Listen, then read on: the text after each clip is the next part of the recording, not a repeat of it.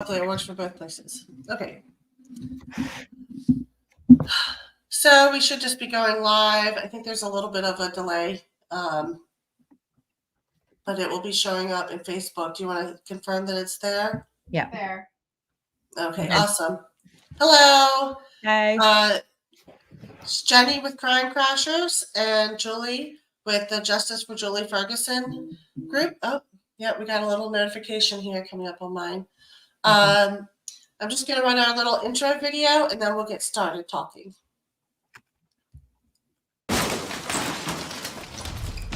We are Crime Crashers. We challenge the code of silence that keeps witnesses from coming forward. We push law enforcement to solve these crimes. Our goal is to give a voice to victims and bring justice to unsolved cases. Join us as we take this journey into crime and justice by crashing through the barriers with the Crime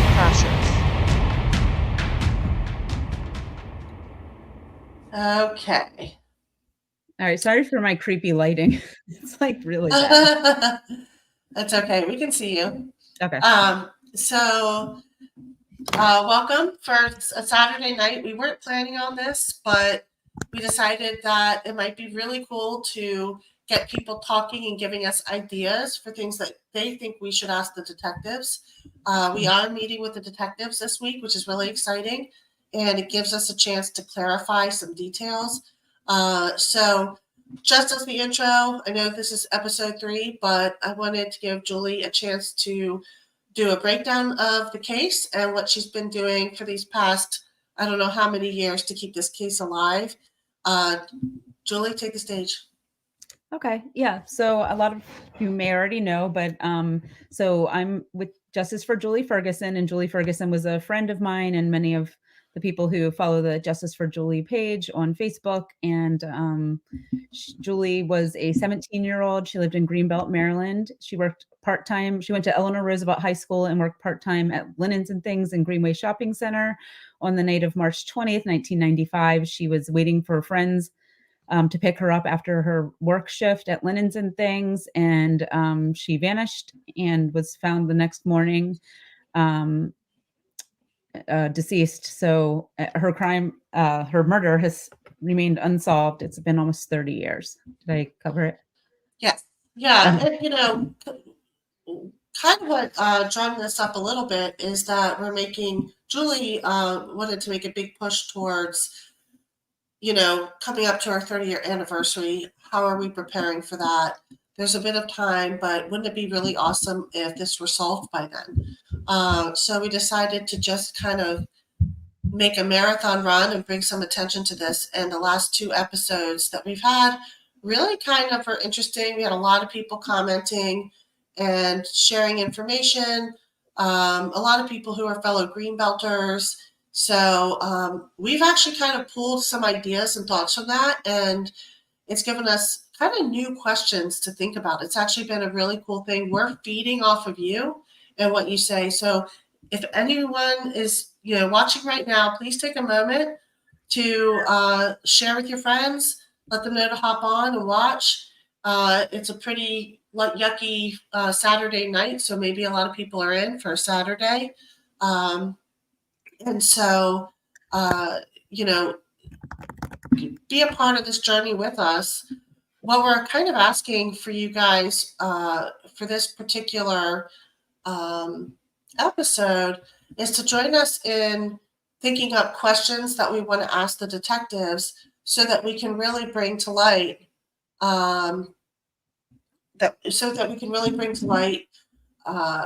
what details were never published that maybe should have and could have been published. I know they're not going to share everything, but we feel like there's been discoveries that information wasn't provided until years later about a witness seeing 3 people in a red car that, shortly before Julie disappeared. That was also the same type of car that she was seen leaning into.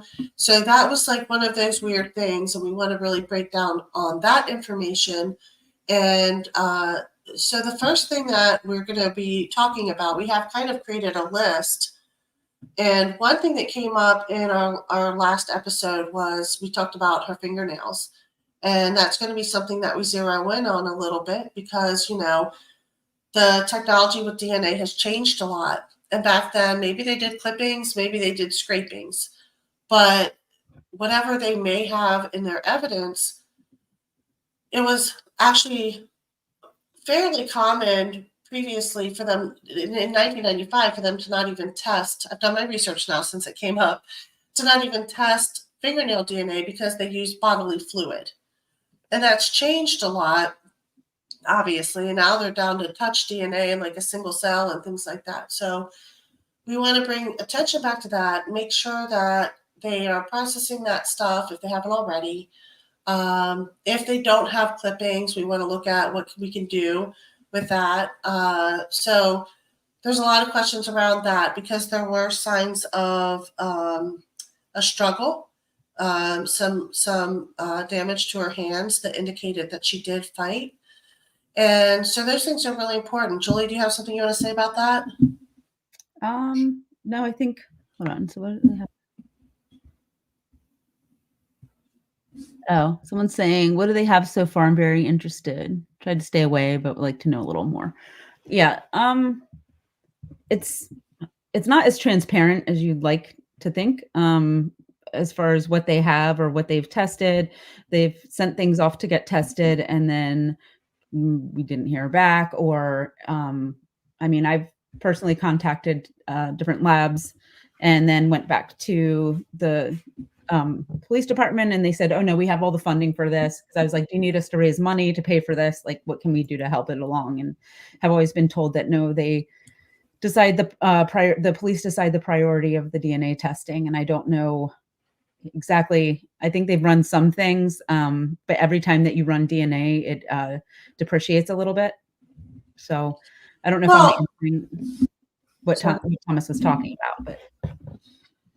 Oh yeah. So what we have found, actually, I just last week shared an article with Julie that talked about a case from the 70s where they had only found one partial DNA. It wasn't enough. And they knew that they had some stuff that could be processed. And back in 2015, this is a different case. It's not Julie Ferguson's case. Back in 2015, they decided to rerun it. And over the course of 7 years, 3 different labs had those articles. And it took the third lab, of course, might have taken more, but for whatever reason, the detectives were determined to get this thing tested. At the third DNA lab it was sent to, they found the DNA and they were able to actually solve the case. And that person was actually deceased. So they did the genealogy with the DNA, and they exhumed his body to confirm it. But it was, a solved case at that point. But if they had stopped at the first lab or the second lab, so things like that, we want to make sure that we're putting the pressure on the detectives to do something like this. And, I'm sort of, they're not going to reveal everything that they've done or are doing potentially. But these are the types of things that I do think the public being aware and getting information out there is really important to encouraging them, like having them realize, hey, we're not letting this go. People are starting to notice. We're getting the story out. By the way, Julie shared a flyer on Facebook the other day, and we're encouraging people to print those out, especially if you're around Greenbelt and just, Greenbelt, Glendale, Lanham, anywhere around in Peachy County. Put them up at grocery stores, at, restaurants, recreation centers, anything you can. Share the poster online. It's a shareable thing. So anything that you guys can do to get the word out. We're going to try to get a little bit more media attention in general. This is just the beginning. Yeah. So Touch DNA. could be possible now. That's something that we're going to be asking about. We want to find out what's been processed, what hasn't yet been processed, and what we can do about it. And that's why the fingernail scrapings would be very important. If there's a chance that there's still DNA available under the fingernails, that would be something that puts someone directly in contact with her physically. And my research tells me that the you don't normally get people's skin DNA underneath them, that easily. So usually when there's DNA under there, that can be fairly indicative of at least someone you've had very direct physical contact with your hands. So, Julie, do you want to take the stage here? Sure. Sorry, I'm just kind of yeah. So I think somebody had mentioned getting a PI involved, and that would be great. There have been some who have covered this case in the past, and it just kind of introduced even more persons of interest, and that's just not. I don't know. It would be great if there was something that they could test that was concrete, and they could actually tell us like anything about the perpetrator, anything. Because if you look at the newspapers that we went over, and they're all on the website at justiceforjulie.org now, you can look through every single article that was ever written about this case, and you'll see that it jumps around a lot. Like that it was a stranger, it was, like this theory, this person, that person. And even like the outfit that she was wearing, the shoes she was wearing, those things are different in one paper to the next. And there's just different things that are very confusing. Teresa here said that she's previously suggested a GoFundMe, and I'm just bringing that to your attention because that probably is a step that we're going to take. We are looking into options for us to kind of take some things on ourselves and really push this forward, maybe with private investigators, maybe with some independent testing if that's allowed.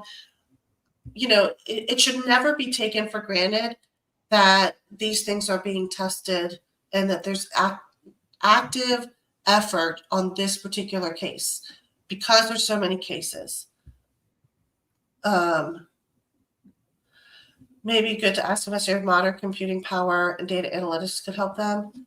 Actually, that's interesting because another thing I read recently, it's a school, I think it was in Wisconsin, it's a college professor whose students created a thing where they could ingest all the data that was in the file, every piece of information, every witness statement, everything that they've ever collected, and run it through, and it would give them leads, the things maybe that needed to be followed up on, or names that maybe were hidden in the pages. Like, did you happen to notice that this person was mentioned 5 times? Whereas the human eye might not pull all the pieces of the puzzle together. AI can do that. So that's actually a really good question, and I want to write that on the notes. Let me just make sure I write that down. Go ahead, Julie. I'll let you say something while I do this. Oh, sorry. I'm writing in the chat. Just we were talking about the fingernails, that they are cleaned. From the last live chat, some of us were talking about how we remember from the wake funeral that she had her fingernails still had dirt underneath them, which is what I was reading back to Jeff. So, I don't know how much they collected or if they just stopped at a certain point. Well, and this is a difficult topic and something that we would have to follow protocols to achieve. But if they don't have fingernail clippings or scrapings from, before she was buried, the possibility of doing an exhumation or something like that to try to get that information. Yeah, obviously we don't want to do that. And there's a process, and the police will have to be, not the police, but the attorney's office would have to be involved in approving that kind of stuff. But those are all options that we're looking at. So, that goes back to the GoFundMe. We are going to put something together to help fund some of these endeavors, if and when they are needed for this cause. And if nothing else, it'll go towards rewards.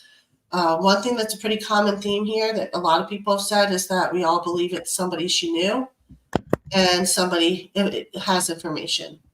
There are people who have information on this case. We believe that wholeheartedly. So the other thing is, this is actually something I mentioned in our last episode, that I've been in touch with one of the witnesses that that had come forward actually the morning that Julie was found dead. But interestingly, it was actually before she was found dead that they interviewed her. And they asked her if she noticed anything suspicious, and she told them, and she, had pretty good description of where they were situated and all those things. And there's a lot more details that she shared with me that aren't released in the papers. And so every day I think of new questions to ask her. And today it was, well, have they interviewed you since that morning before she was found? And she said no. And I said, well, did you write the statement? Did you write down all the details? She said no. They had someone who took notes. Now imagine you're having a verbal conversation with somebody and you're sitting there writing notes and you're some guy with a pad. Are you going to get everything that they say? The fact that, just something as simple as going back to all the witnesses and asking them all these questions from all these different angles, because I'm learning things about what she saw that weren't published, weren't available. To me, that's really critical to the case to really get. I mean, it's obviously been a long time, but she remembers certain details very clearly. She remembers exactly where they were parked. So, these are the kinds of things that I'd also would like to see if we could have them do, is dig in on the witnesses, go back and look for every name that was ever mentioned. Another thing was they had a tip line, and I know there were people who called in on the tip line who never heard back from them. Going back and saying, are there any tips or leads that we didn't follow up on that maybe we should have? So that's all really important. Sorry, Julie, you just shared a banner. So anything on the scene to suggest they tried to burn the body.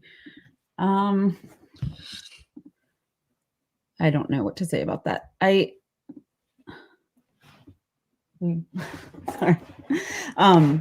Yeah, I wasn't laughing about that. I was laughing about, I was trying to get someone to weigh in. All right. So no, not that. I know there was a body found burned in January 1995 in Greenbelt. And I don't know if that's kind of what you're, a body was found on fire. Yes. So there was a body that was found on fire.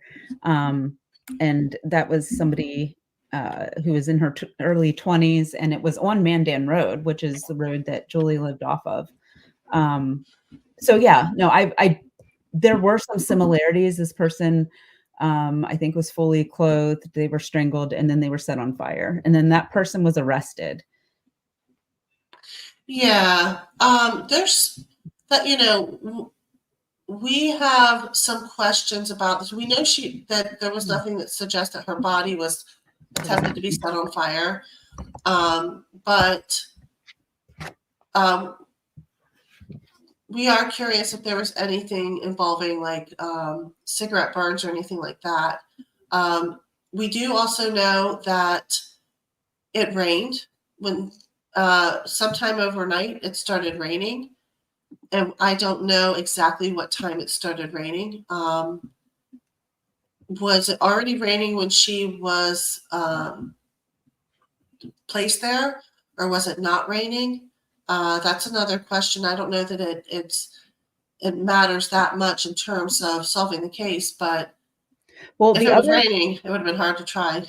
Yeah, the other person whose body was burned, the perpetrator had gone to the gas station, and that's kind of how they were caught. And they had bought like a tank of gasoline. So I think that if there was gasoline present, it wouldn't have washed away. Like they would have smelled it. They would have known, right? Yeah. So Yeah, Benjamin asked great. a good question. I really think DNA is where it's going to be solved. Question is, what DNA do they have? And if they have any DNA, why is it sitting in boxes for almost 30 years? I'm going to start with the why is it sitting in boxes for almost 30 years? It is sitting in boxes along with, as Bernie says, 1,300 other boxes.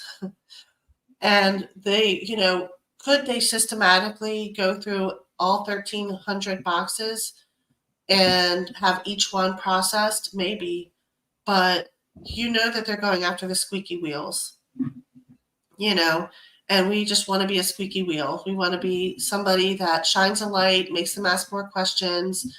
Uh, you know, at the time when, you know,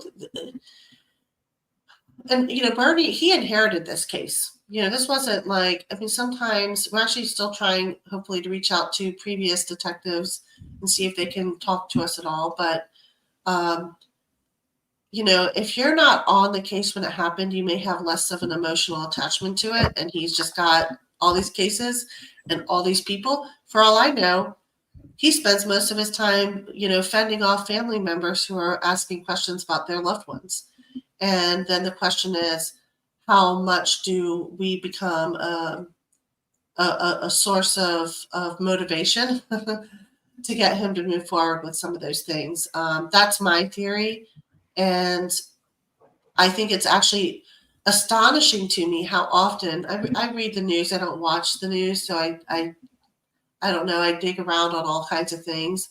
But every week I'm reading a story of another case from 40, 50 years ago that was finally solved, even though we've had DNA for 25 years. And some of them they had semen. And we know that people have been able to solve semen for, since before Julie's case. So the semen DNA, and they're just now, all these years later, getting solved. And I think that's part of the problem too, is just if they opened up every case, we need them to open up Julie's case.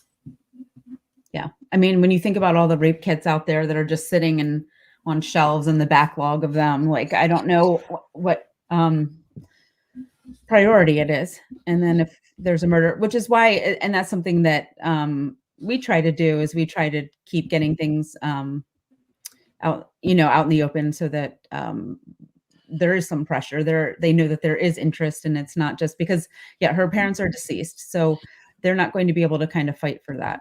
Right. I actually think that that's a big thing, is victim advocacy. That's kind of what Julie's been doing all these years with Justice for Julie. And honestly, and even with parents, I always say, if anyone tried anything with me, they better look out, because my sisters are coming. They will not let up if something ever happened to me. And, and my parents, but my sisters would be at the forefront because they're a little crazy. But, shout out to my sisters. But,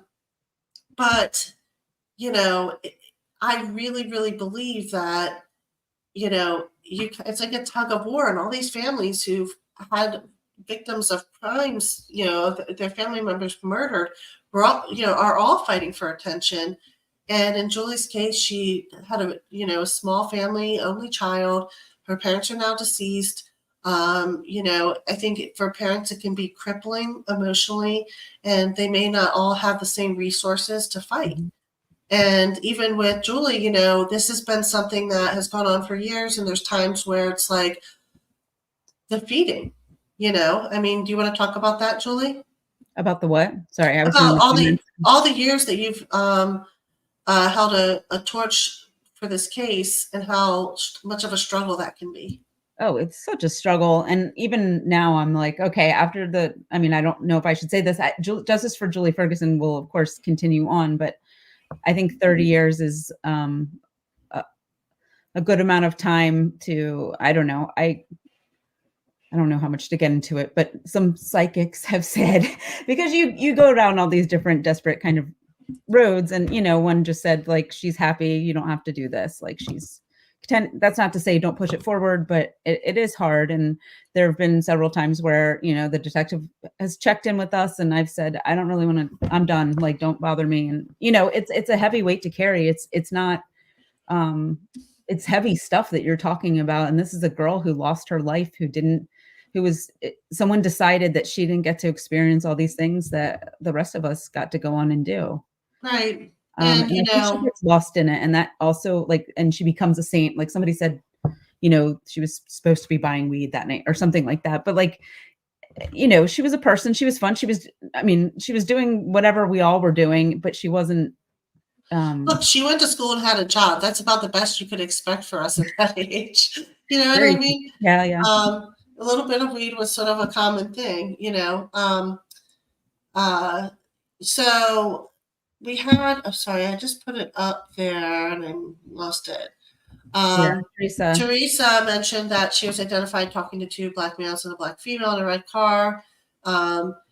So there's nuances to that, but with the reason why I want the detectives to go back and really talk to all the witnesses and ask all the questions is because the more questions I think of to ask, or people around me like Julie think of to ask this witness, the more information I'm finding out that I'm like, oh, okay, that was interesting to know. And the fact that they didn't take a detailed report and have her write down every detail that she saw. And, the description, for instance, that she told me is that the second black male was light skinned, like very light skinned. That wasn't published. So you had sort of a darker skinned, slight, like thinner build black guy and a light skinned black guy. And she described him as very light skinned.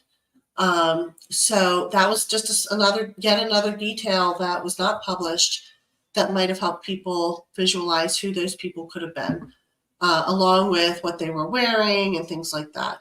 So those are the kinds of things that we want them to dig in a little deeper and make sure that they really asked every question back then. And that, they're looking at a piece of paper with some written notes. Talk to the human, if we can encourage that kind of stuff, that's important.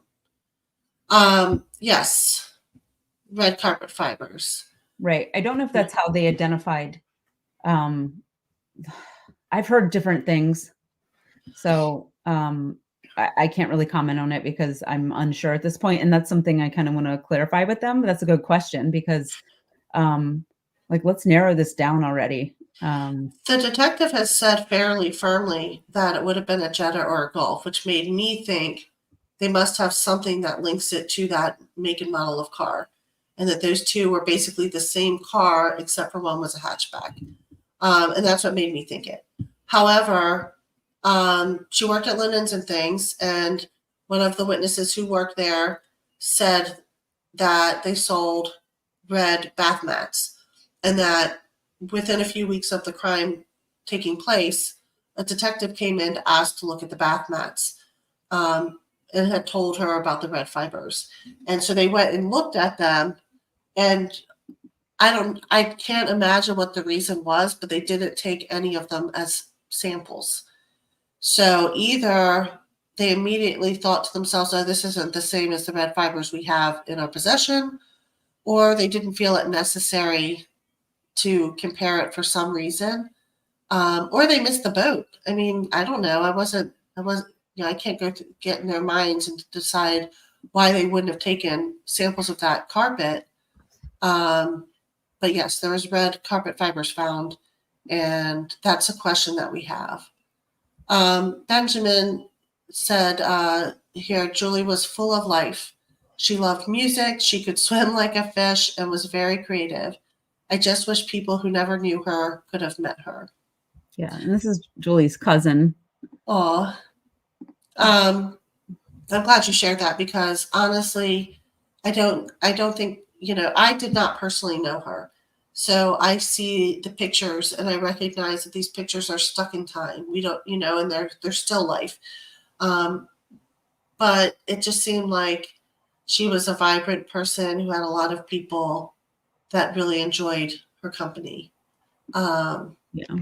So that's who we're fighting for. And we don't want the police to forget that. And we don't want them to just look at pieces of paper from 28 years ago. We want them to go and revisit and talk to people and make sure that the notes that were taken then were thorough.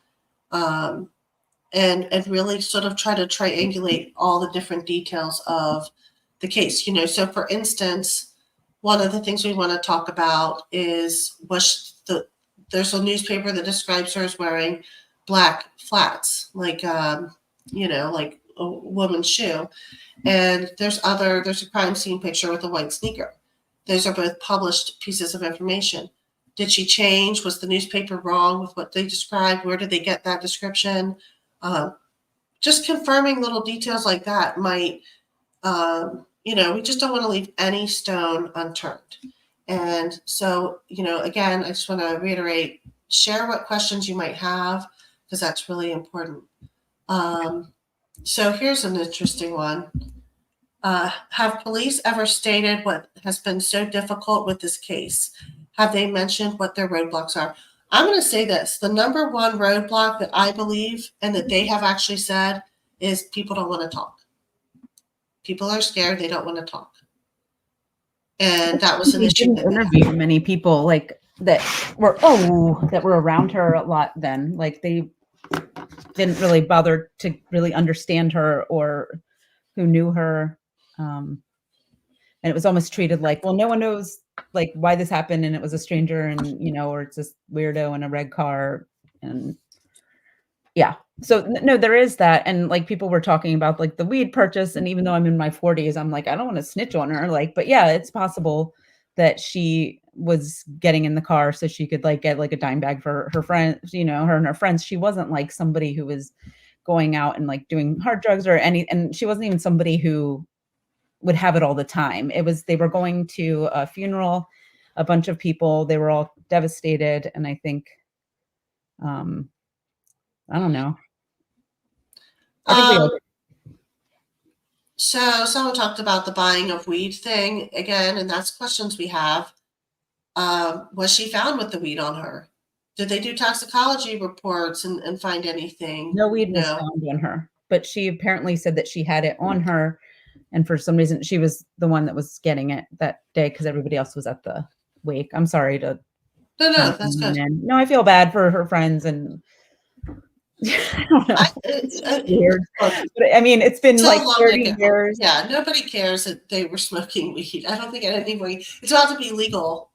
It is legal now. It is legal now. It is.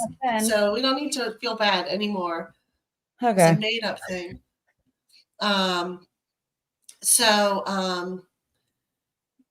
But you don't talk about your friend, like even, do you know what I'm saying? And maybe it's a PG County thing, or it's like, I don't know, like even 30 years later, I just feel. Yeah. So, Sarah's talking about if the police only took a statement one time from a witness, how many witnesses did they barely talk to or fail to follow up with? We'd have no clue. Again, there's no oversight on what they're doing, period. We're not allowed in fully to see what they have done and not done, and what they're sitting on and what they're not sitting on. So those are all really important things that that we're hopefully trying to say, open up the doors and get them to do these things. And if there's touch DNA that can be processed from her clothing, she was wearing several items of clothing. She had a struggle. Have they processed every piece of clothing? Or did they just do tiny little swatches and hope for the best? So we don't know what they've done or not done with the DNA. That's and each piece of clothing being fully processed. The shoes, I don't know if the shoes would have been processed, but somebody has to touch those shoes to put them on or take them off. And the shoe at the crime scene was off of her foot. How did it come off? It was a sneaker. It ties up. So those are questions that we have for them, that maybe that they've missed some tiny little minuscule thing.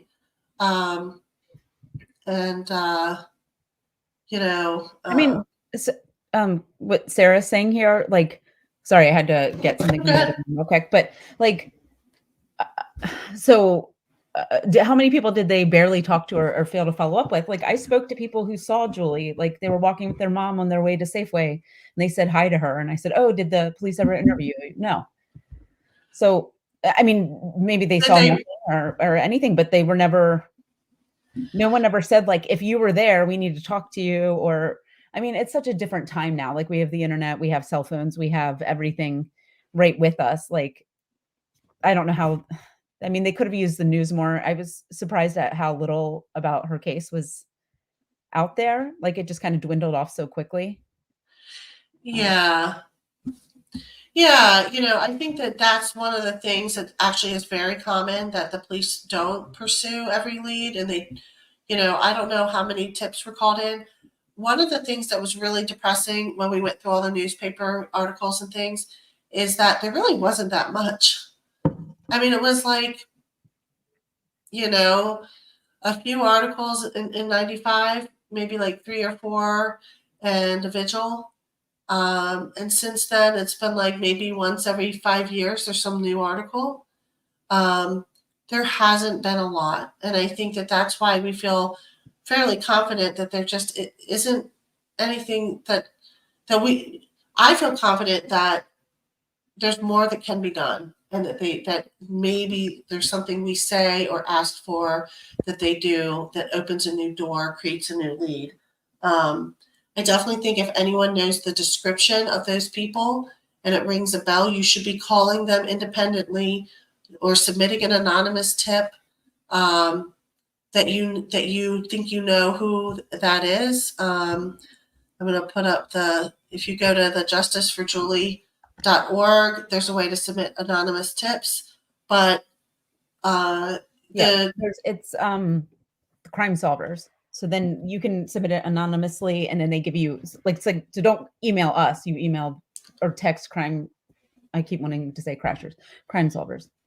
And yeah. then they'll give you a code. And then the issue is though, sometimes, and then what we were doing as part of Justice for Julie Ferguson was if somebody came forward, and I think a lot of people don't, they say like, I know somebody who submitted a tip, they never heard back. And then we'll reach out and say like to the police, like, oh, did you get some tips in? But then sometimes they'll say they didn't. So I don't know where the information is getting dropped. And that's Well, and no. while we're encouraging that, it depends on how comfortable you are, but you can go directly to, just call the police station and talk to someone about it, and they'll direct you in the right place. That's kind of how we ultimately, after a while, we got a hold of Bernie directly. But oh,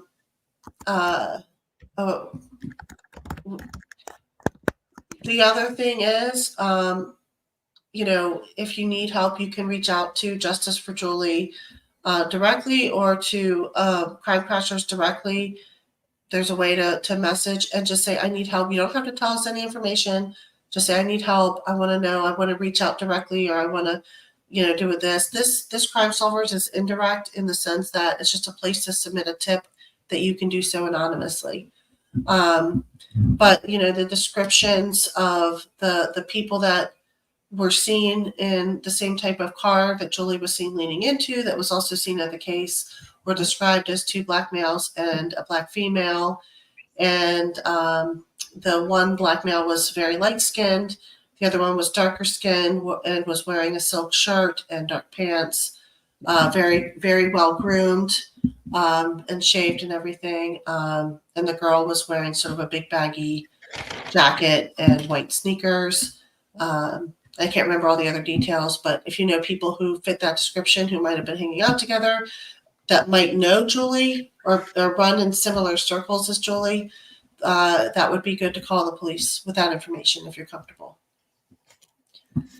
And as far as other, things that you want us to ask the police, I really would love to hear you guys come up with questions. Do you guys have any other questions that you think would be good for asking?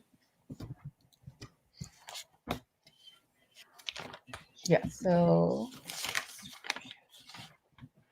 How do they prioritize cold cases? I mean, I already know this. They do it by, what's in the media, and then it gets picked up and they call it a red ball case. And then they toss that ball aside when there's another red ball case. So how many cases do they have that they're working on, Jenny? 1,300 is what I was told.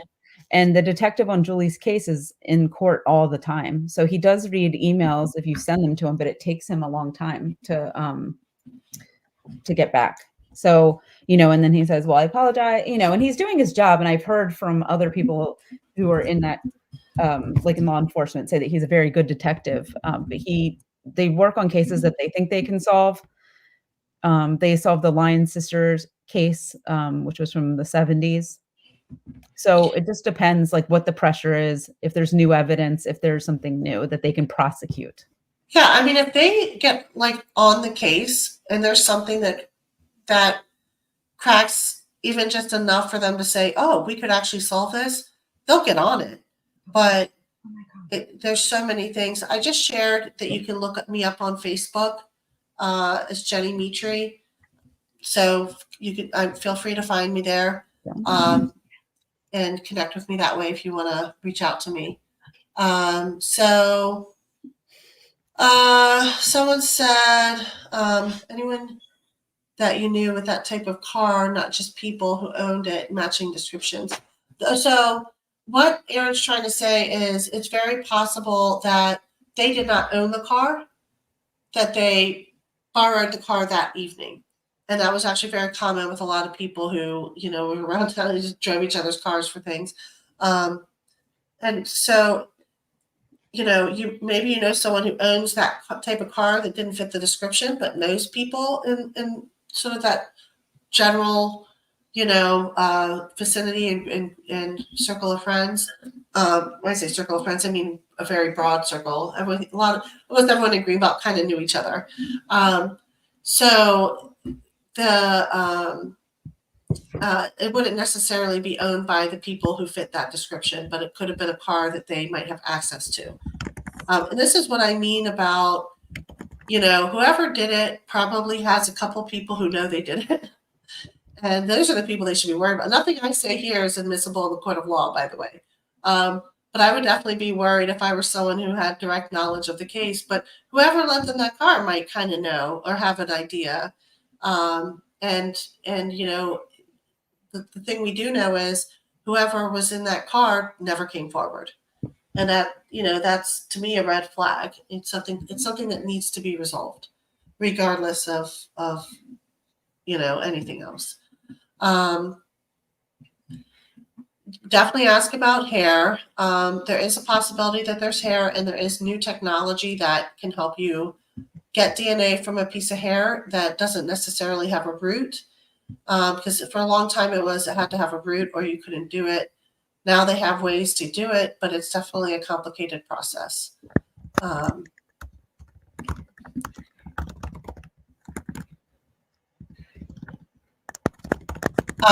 Okay, Susan says we need to really contact the media, Netflix, Hulu, etc.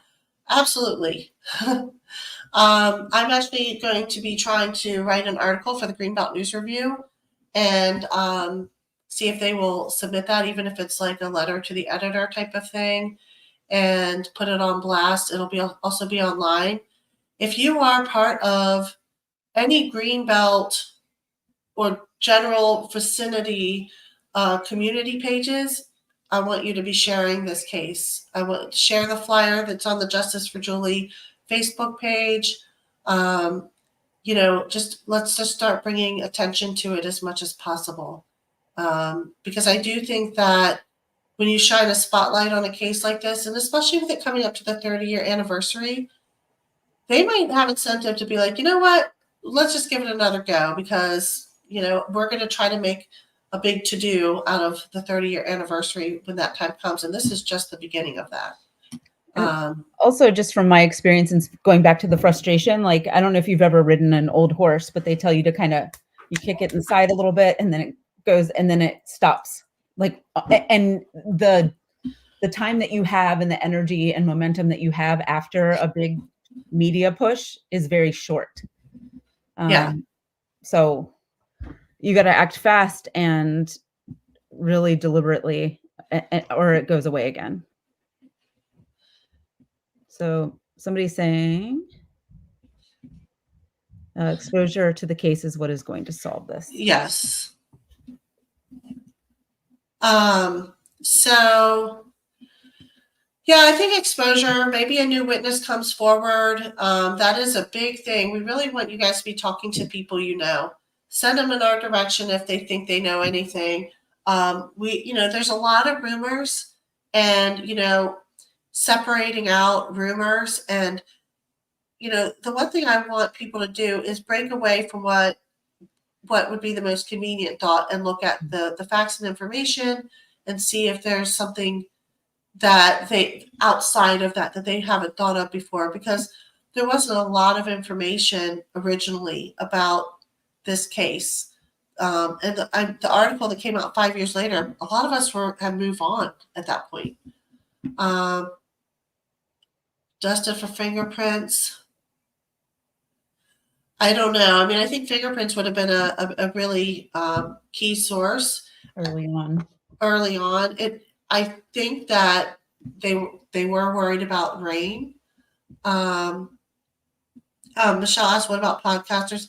Yes, I actually, so Julie kind of spurred up a little bit of momentum for the case by talking to Unsolved No More, which they did. It's Ken Main, and he's a former detective. He's been on like some of these shows. He's made a name for himself, and he has a YouTube called Unsolved No More. And Ken did something for did actually 2 episodes, which we covered in episode 1 of the Justice for Julie case. And I actually saw he posted just the other day that he was getting on the road to do like direct visits of these crimes. And I messaged and I said, come our way. But Julie, I don't know if I've told you that yet. But I was like, come down here and see the crime scene for the Julie Ferguson case. And I don't know if he saw it, but I definitely think we should bug him again. So at some point, I said, come to Maryland, crab cakes on us. Let's do this. Yeah. We eat crab cakes all the time and nothing but. So he said, that's a great offer, but he doesn't like to leave where he lives. So he put a camper. But he was staying in his state. Oh, you're staying in Pennsylvania? Yeah. Dude, we're not that far away. No. But let's do this GoFundMe and pay for like a luxurious trip. We'll be like, you don't even have to stay in a camper. But he has a lot of followers, and that could be something that helps. And Crime Crashers is small. We're trying to grow, so definitely invite people to come to YouTube and follow, subscribe to Crime Crashers, because the more subscribers we get, the more momentum, the more visibility, and that's part of the goal with this as well. But if I can get us to be able to go live with somebody who's a podcaster who's very well known and has a lot of followers, that will open up a stage for us. And, that would be really, really helpful to overall visibility. Well, also, like, we decided to do this too because, like, when you introduce this case to somebody else, they put their own spin on it, and the media will decide what they want to focus on too. So it's like you lose the thread of it, and new information gets introduced.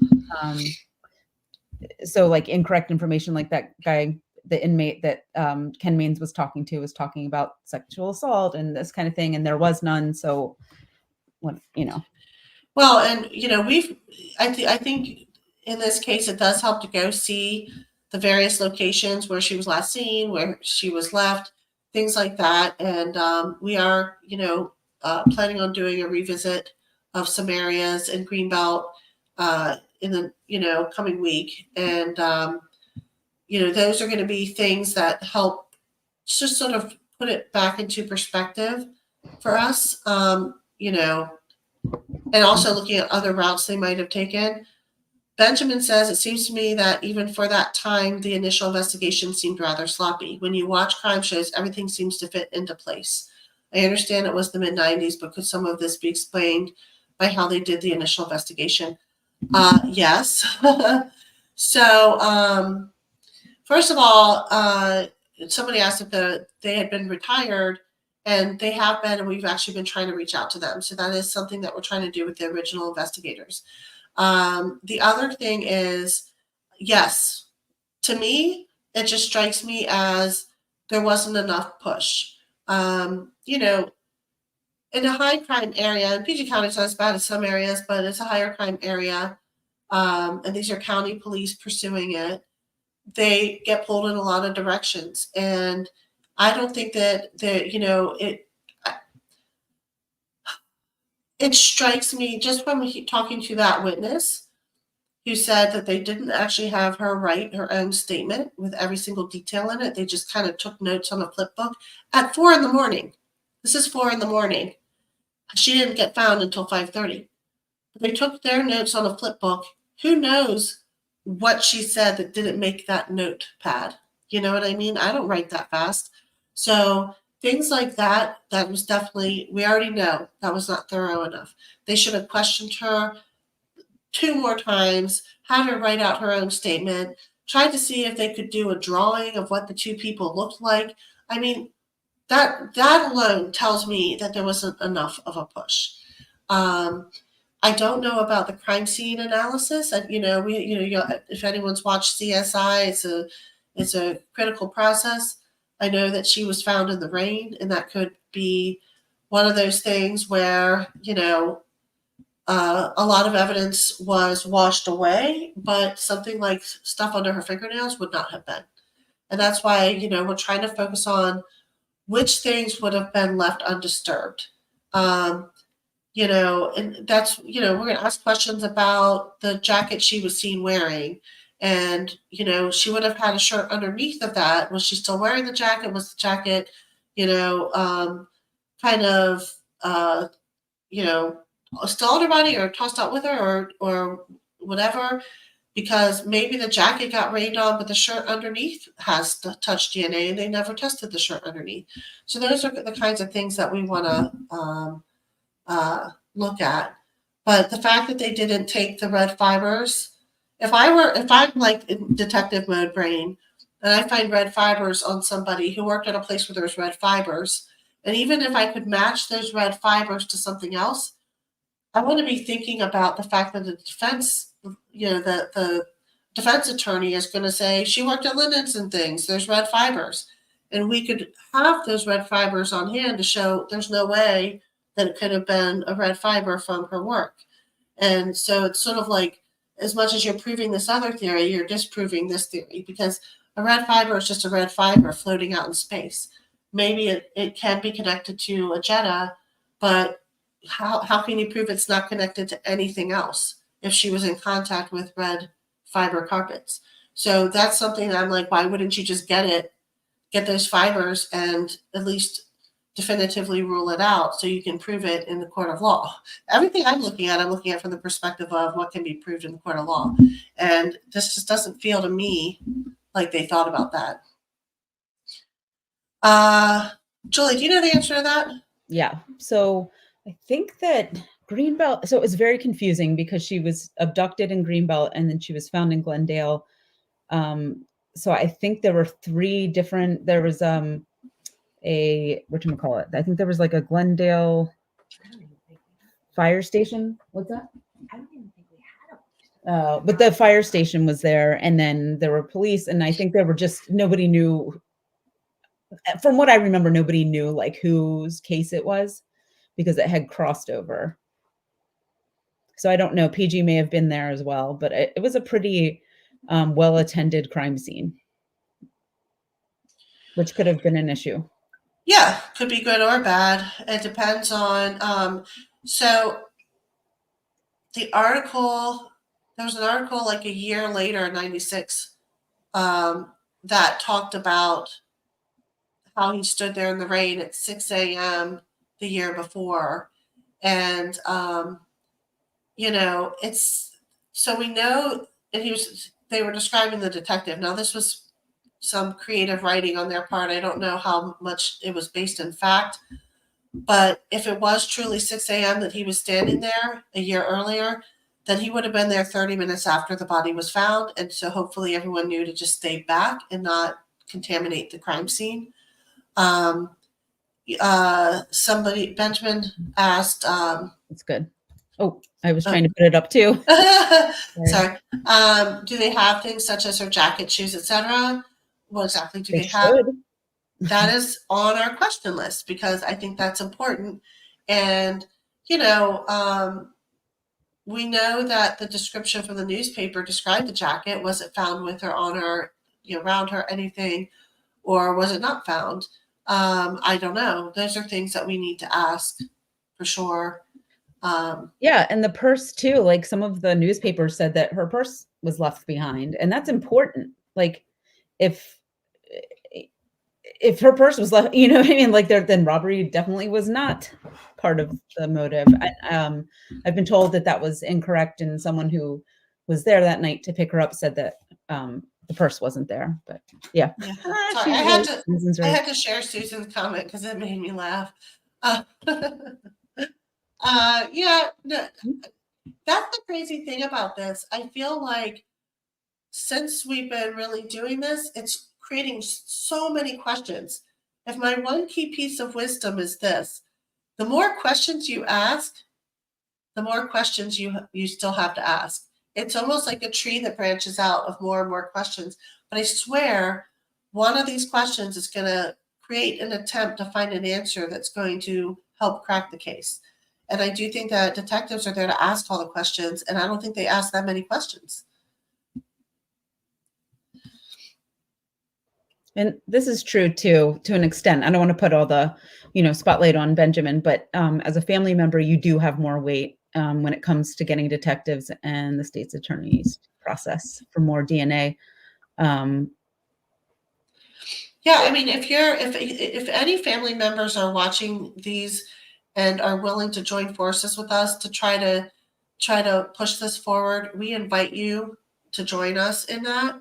And it could be, I know it's a difficult and an emotional thing, but it also, something like the exhumation is to me just kind of heartbreaking, and yet, this would be all Julie's fight. Can't come back to help solve a crime. You know, it could be the one ticket that Julie gave us to solve it. If they don't have that evidence in their existing files, and family members joining in on that push could be a big difference as to whether it happens. You know, and from what I can tell, it's not too expensive. I think we definitely would have to do a GoFundMe if they. I mean, if they take it on, I think they pay for it, but I don't know. Those are all things that we're actually looking into this past week and this coming week to see what we can do. Thank you, Benjamin. That's awesome. So yeah, we definitely. Again, this is a momentum thing. We need an army, and I think also with an army of people.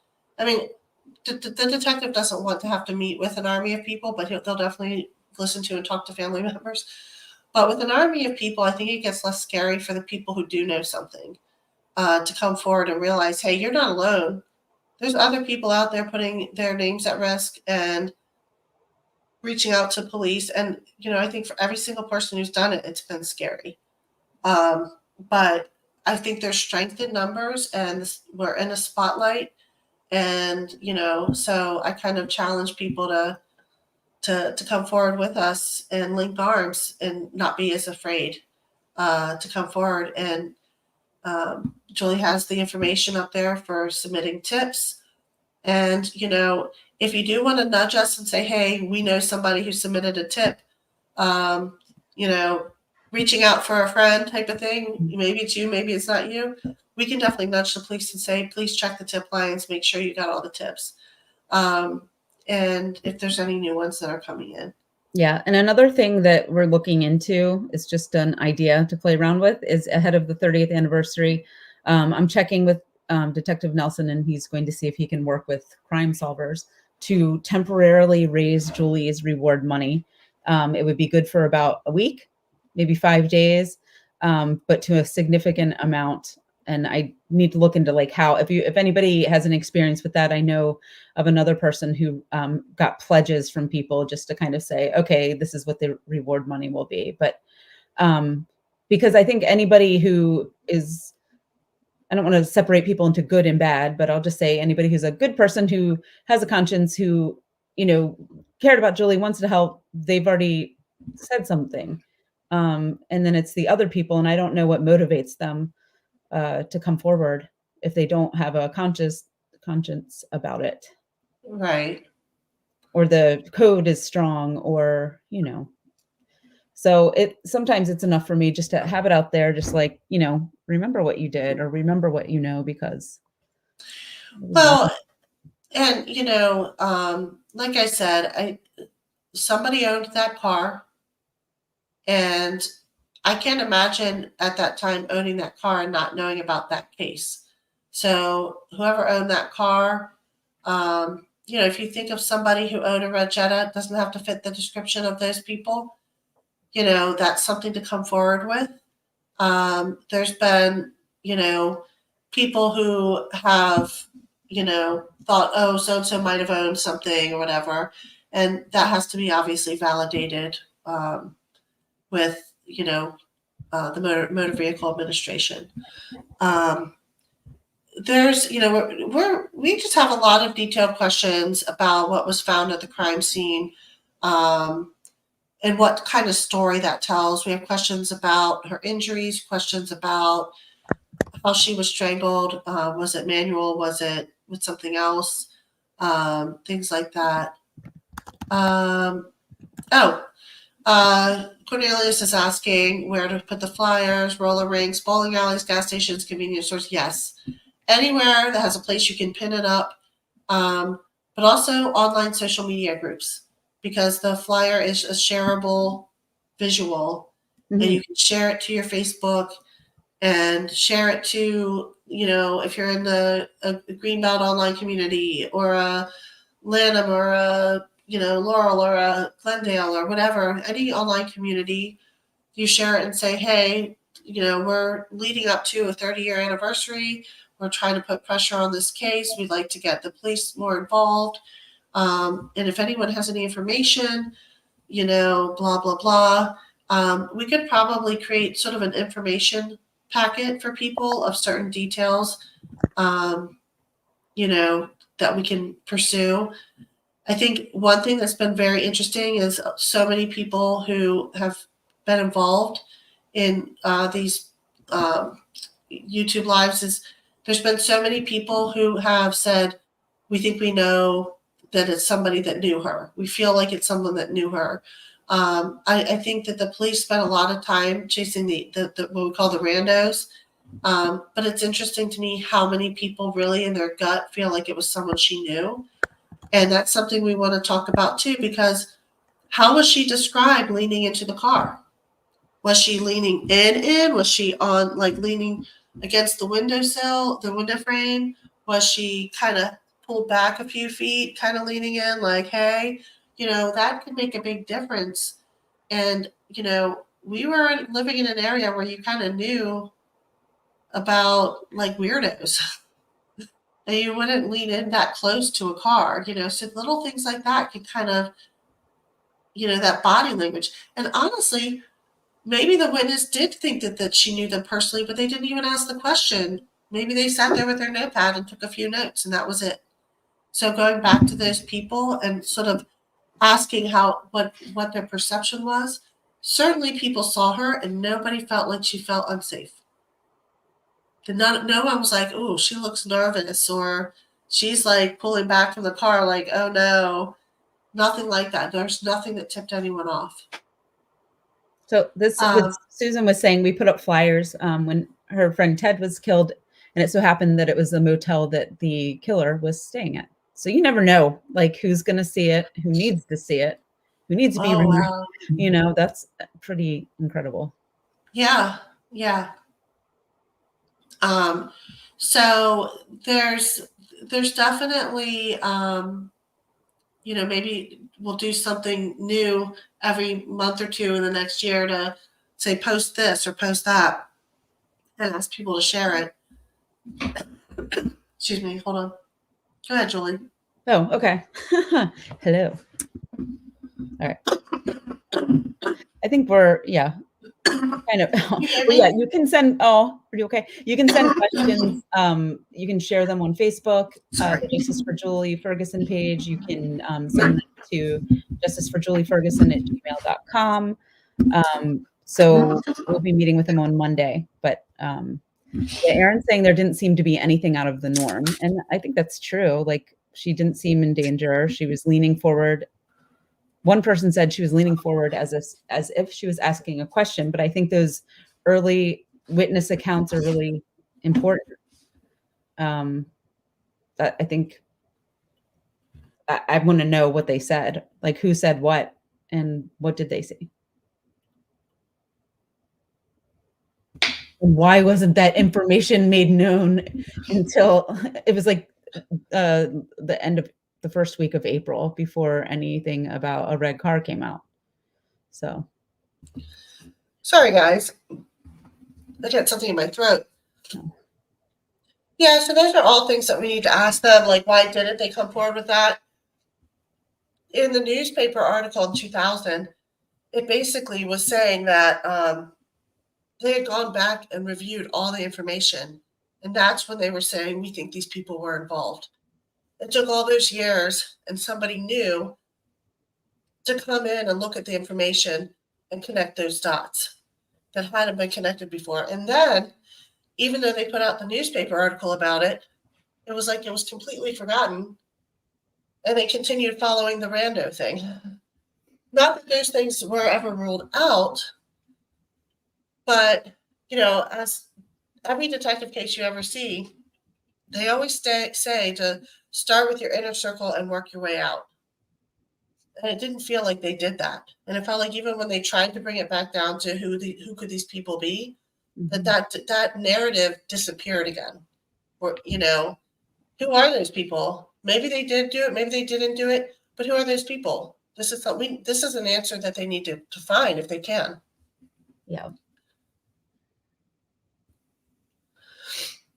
Yeah. Okay. I feel like they didn't think a white high school girl. Oh, remember back then the area wasn't as crowded as it is now, too. People saw things they didn't realize. And Sarah's saying, I feel like they didn't think a white high school girl would know 20-something-year-old black guys and whoever the girl was with them. See, people, I think everyone on here knows, but Prince George's County is it's one of the most diverse places you will ever live. I think it might still be that way. If you go to different areas of the United States, you're going to see more concentration of races and people. Yeah. Yeah. So yeah, and I think that that's why the descriptions of the people in the newspaper kind of surprised me, because it was very undetailed. And as somebody who, the talking to the witness and learning that one of the people was very light skinned, that's a detail that would have been important to people, that we would have different things to be thinking about. That was never published, and that it wasn't. It was a very diverse area. Benjamin said Julie knew everybody. Actually, that's one really interesting thing that we've talked about, is she seemed to have friends in all these different groups, and not all of them knew that she was friends with the other people. It's almost like they were very compartmentalized parts of her life. And, she was maybe at that point hanging out with new people, or relatively new. And, in your teenage years, those friends groups can change. And I had different groups like that. So there was people that were in her life that other people didn't know were in her life. And I do think that, I mean, she had youth group friends I didn't know. Oh, yeah. Well, and you mentioned that her mom called somebody that night that she was friends with that you guys didn't even know about. Yeah. And you guys were like, what? Nobody knew about this person. So, it's hard to say who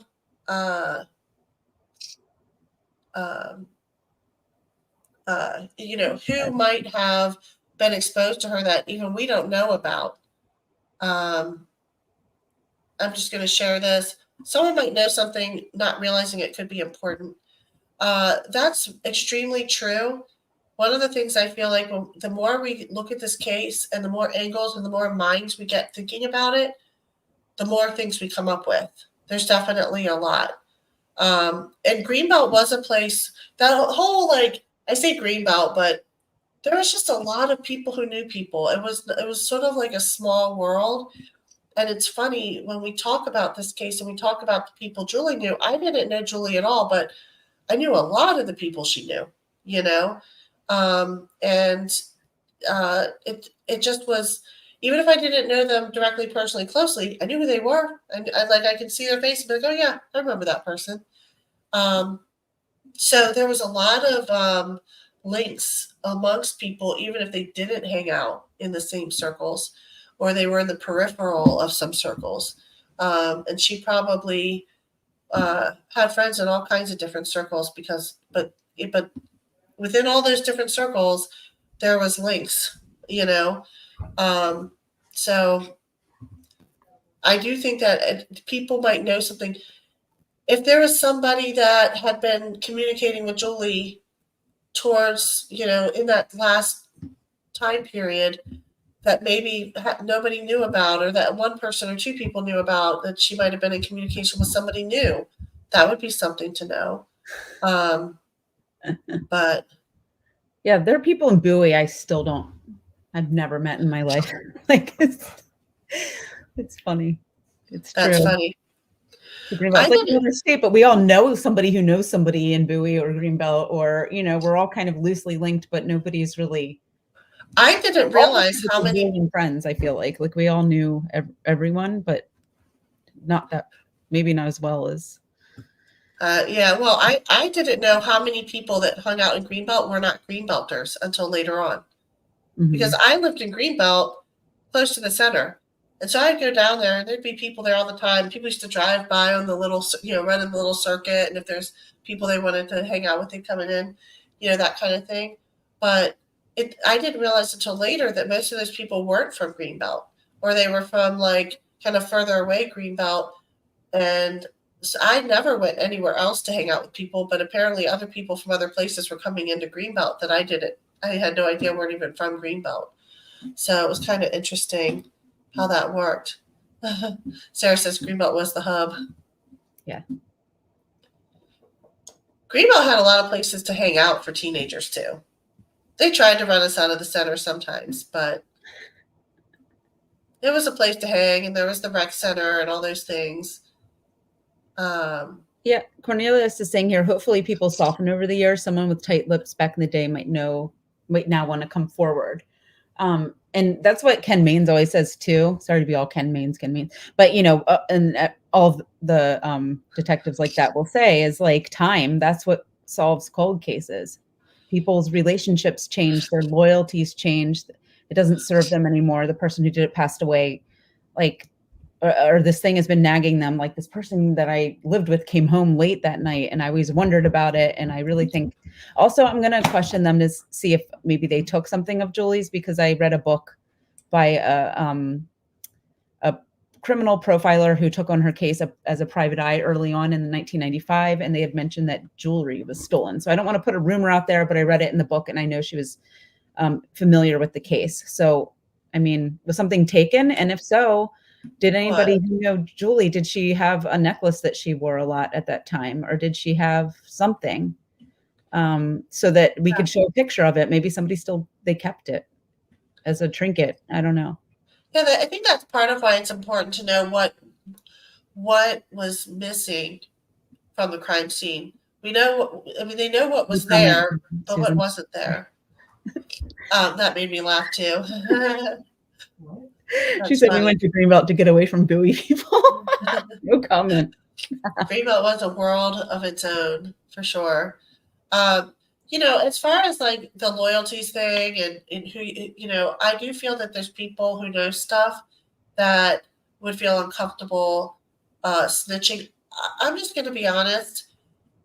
Not everything that people share can be used in the court of law, and you might be safe from that. But that piece of information could motivate a case forward, if that makes sense. So, if somebody heard something that was a good detail that should be shared, you're not going to be on the stand testifying against the murderer for every single tip that goes in. You can give that tip and step back, and you wouldn't be a part of that case. You know what I mean? And your name may never come up in it ever at all. And the only people who do come up are people who are actively subpoenaed as witnesses. But there's only certain types of information that can actually be uh, testified to in court. So, you know, while it may be a small and insignificant piece of information, it could open up a door that helps them go find more solid evidence that has nothing to do with you, except for that they said, "Oh, you know what?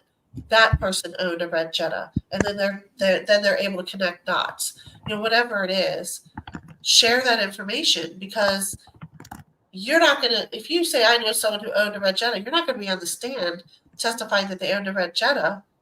They're going to have documentation on that. You know, so yeah. So we're adults. It's not snitching. I'll tell you what, if it was my child and people were holding out information, I would be losing my mind. And I think that most of us are parents now.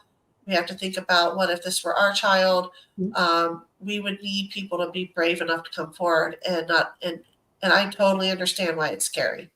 But we really hope that people do.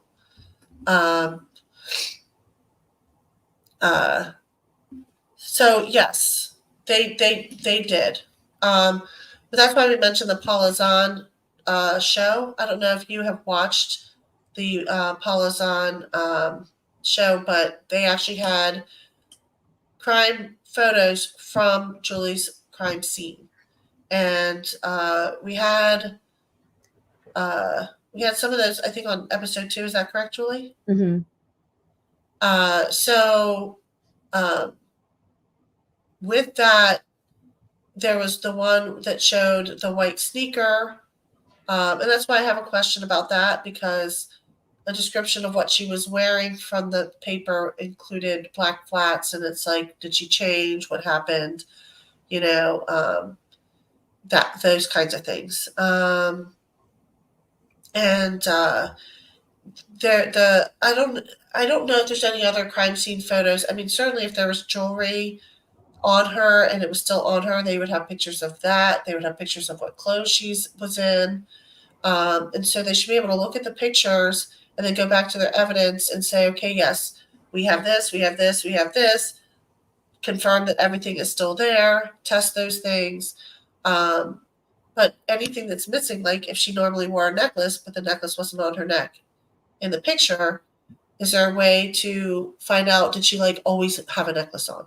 You know, I looked at pictures of her and she did actually have earrings in. So did she have earrings in? Well, there's some pictures she did not, but there's a few in her older pictures where she did. So I don't know if that's a detail that people remember. And I don't know that it's a significant detail to solve the case, but we don't know what details are significant to solve the case. I mean, if someone has a necklace in their house that they shouldn't have, you know, yeah. I don't think it would have been like a high value thing. It would have been more like a souvenir or something. Yeah. So, I think we'll probably wrap this up, but please, if you guys think of any questions that you would like us to ask the detectives over the next day or so, just send them to us. We have a running list, and there's some that we can't share here, but we do have a lot of questions, and a lot of you guys were spot on with the ones that you asked. One of ours, for instance, is in one of the newspapers. It said an 88 or 89 Jetta. How do they know it was an 88 or 89? Was that confirmed by whom? They may not name names, but did someone know for sure that it was that model of Jetta, or was this newspaper just making stuff up? We don't know. So little things like that.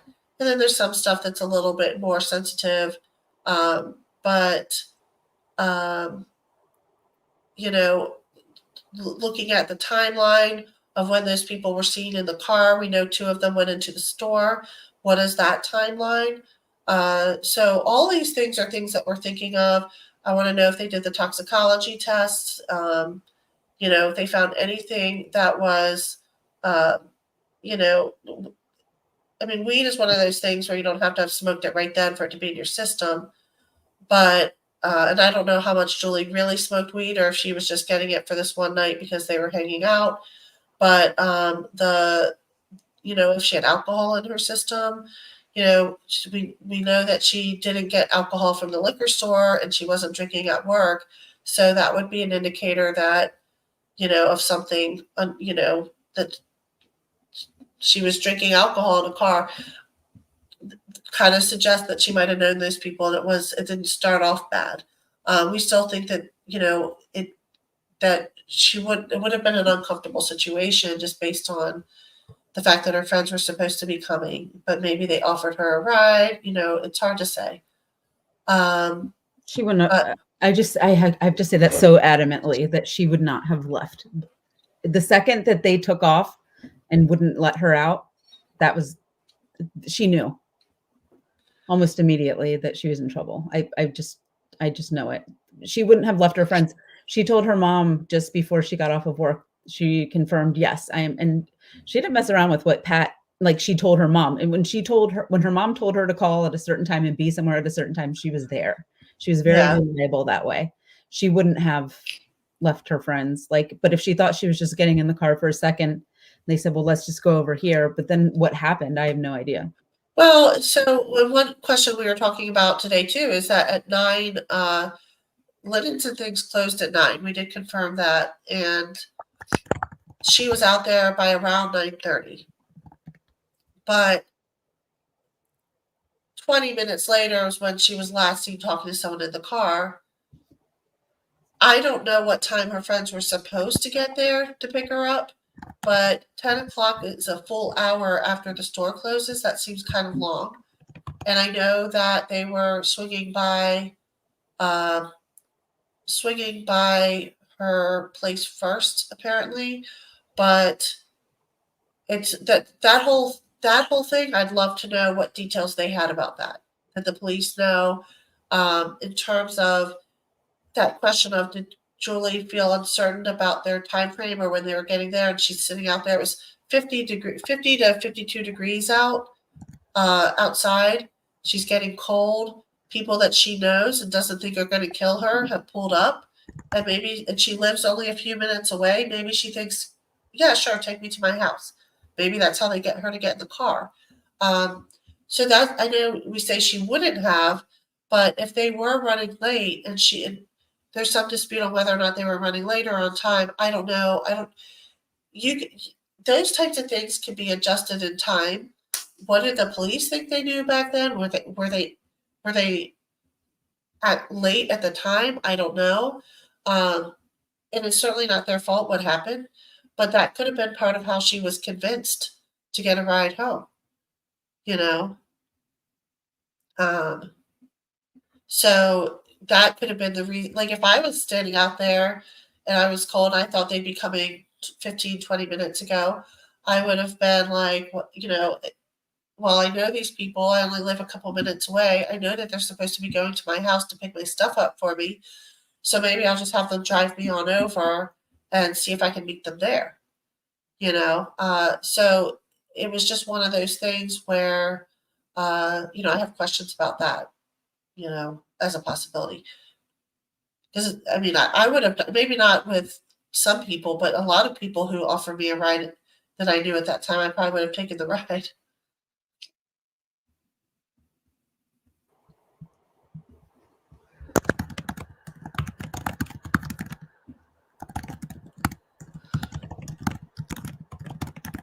Just looking at the comments here. So we do want clarification about what was in the bags, because supposedly they were going to pick up a change of clothes for her for the funeral. So I don't know, why they went to her house first and then over instead of the other way around. She wasn't going to the funeral. She was going the next morning. So they were Yeah. getting her curling iron and stuff. And her friend had Right. called her over the phone and was saying, "What do you want me to get?" So as I understood it, they were getting her curling iron, makeup, that kind of stuff. Okay. So she did have a change of clothes with her at the store. I think so. I think someone from who remembers, I think I know they recovered her name tag, so I'm assuming it was on something, unless she just Yeah. took it off and threw it in a bag, but maybe they wore aprons. And then, so her work apron was in there and maybe a pair of shoes.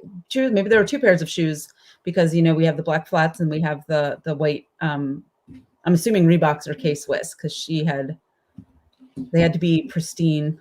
And I worked at the shoe store and she would get them from there. So, Uh, so she had several pairs. Yeah, but you'd need your work apron again. Okay, so Susan was asking, but she left stuff behind. Yes, she would need her work apron again. So I think she took whatever was valuable to her in that moment in the car, her purse. I But actually think that it was an oversight that could have been stress related. If she got in the car willingly, which I believe she did, I don't think there was a physical struggle um, based on witness accounts.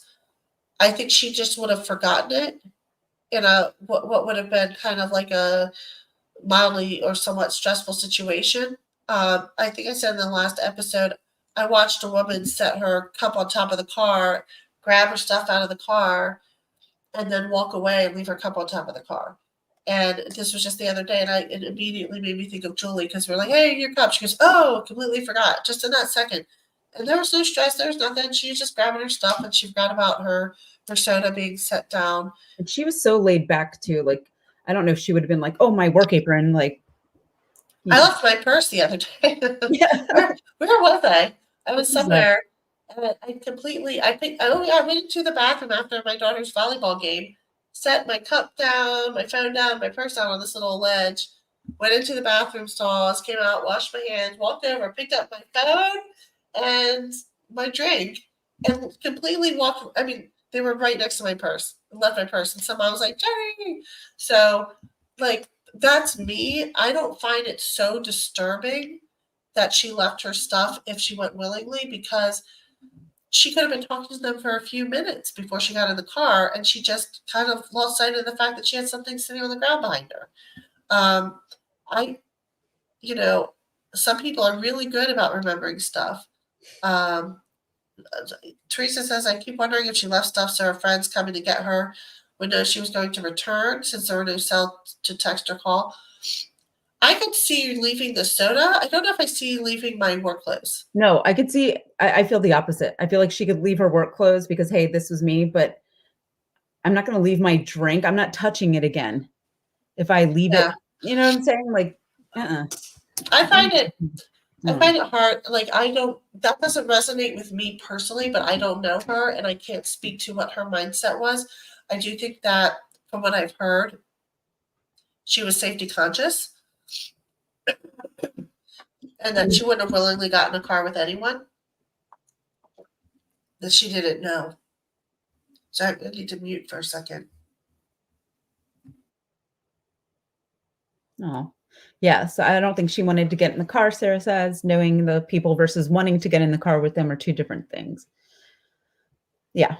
So, I mean, it's Prince George's County. I think we all knew people we knew people who were a little sketch, or a friend had somebody who was kind of sketch that hung out. So, um, it wasn't completely Mayberry. Like, the people were stupid and they were doing dumb things. And some of us were, I think, like, the total youth group kids weren't getting into all the different stuff, but there was stuff around all of us. And in reading the old newspaper articles, like the Greenbelt News Review, the police blotter was insane. There were everybody. And here's another thing, that red car may not have belonged to them because there were so many cars getting stolen at that time. So that makes it a little frustrating too. Well, logically, if she was getting some weed and thought she was coming back. All right, if I'm getting weed from a car, I'm not leaving my soda. I'm harping on this soda thing. But Well, so look, the weed thing, from what I understand, Julie, if I'm correct, you had heard that she actually purchased it before work. yes, and she had confirmed that it was taken care of. So Yeah. I think So, but it occurred to me because I was like, oh, maybe that's what she was doing. That's why she was just like, oh, okay. So I don't know if that's related or not. And I didn't know what was going on or hanging out with that group at all. So I don't know. So Cornelia's asked, did she have a jacket? Yes, she did, but she was wearing a short skirt, so her legs were exposed, and she had been sitting there for 20 minutes. So, could she have sat in the car just to get warm and then they took off with her? Yeah. That's a real possibility too. Don't know why she would have left her stuff on the curb, but no matter what, whether she got in the car thinking they were just going to take her home and she just randomly forgot her stuff, or whether she was not happy about getting in the car and left it so people would know she'd been there, whatever the thing was, I do believe there was a point at which she was like, get me out of this car. Like I made a mistake, getting in this car. If it was someone she knew and she got in willingly. I think it would have been very early on, because I don't think she was trying to lose her time with her friends. I think she was probably more worried about finding a way to connect with them. And maybe they were giving, if I imagine, what they might say, like, oh, what are you doing here? And she's like, I'm waiting for my friends. And they're like, well, why don't you come hang out with us? No, it's cool, blah, blah, blah. And then they're like, well, why don't we just drive you home? Come on, we'll drive you home. And maybe that person was just really demanding about it. And she finally gave in and was like, okay, they are going to my house, and then next thing you know, they're not going to her house. And she's now freaking out because she's like, you didn't bring me to my house. They weren't going to their house. They had already been. No, I'm saying the people that she got in the car with, or that, okay.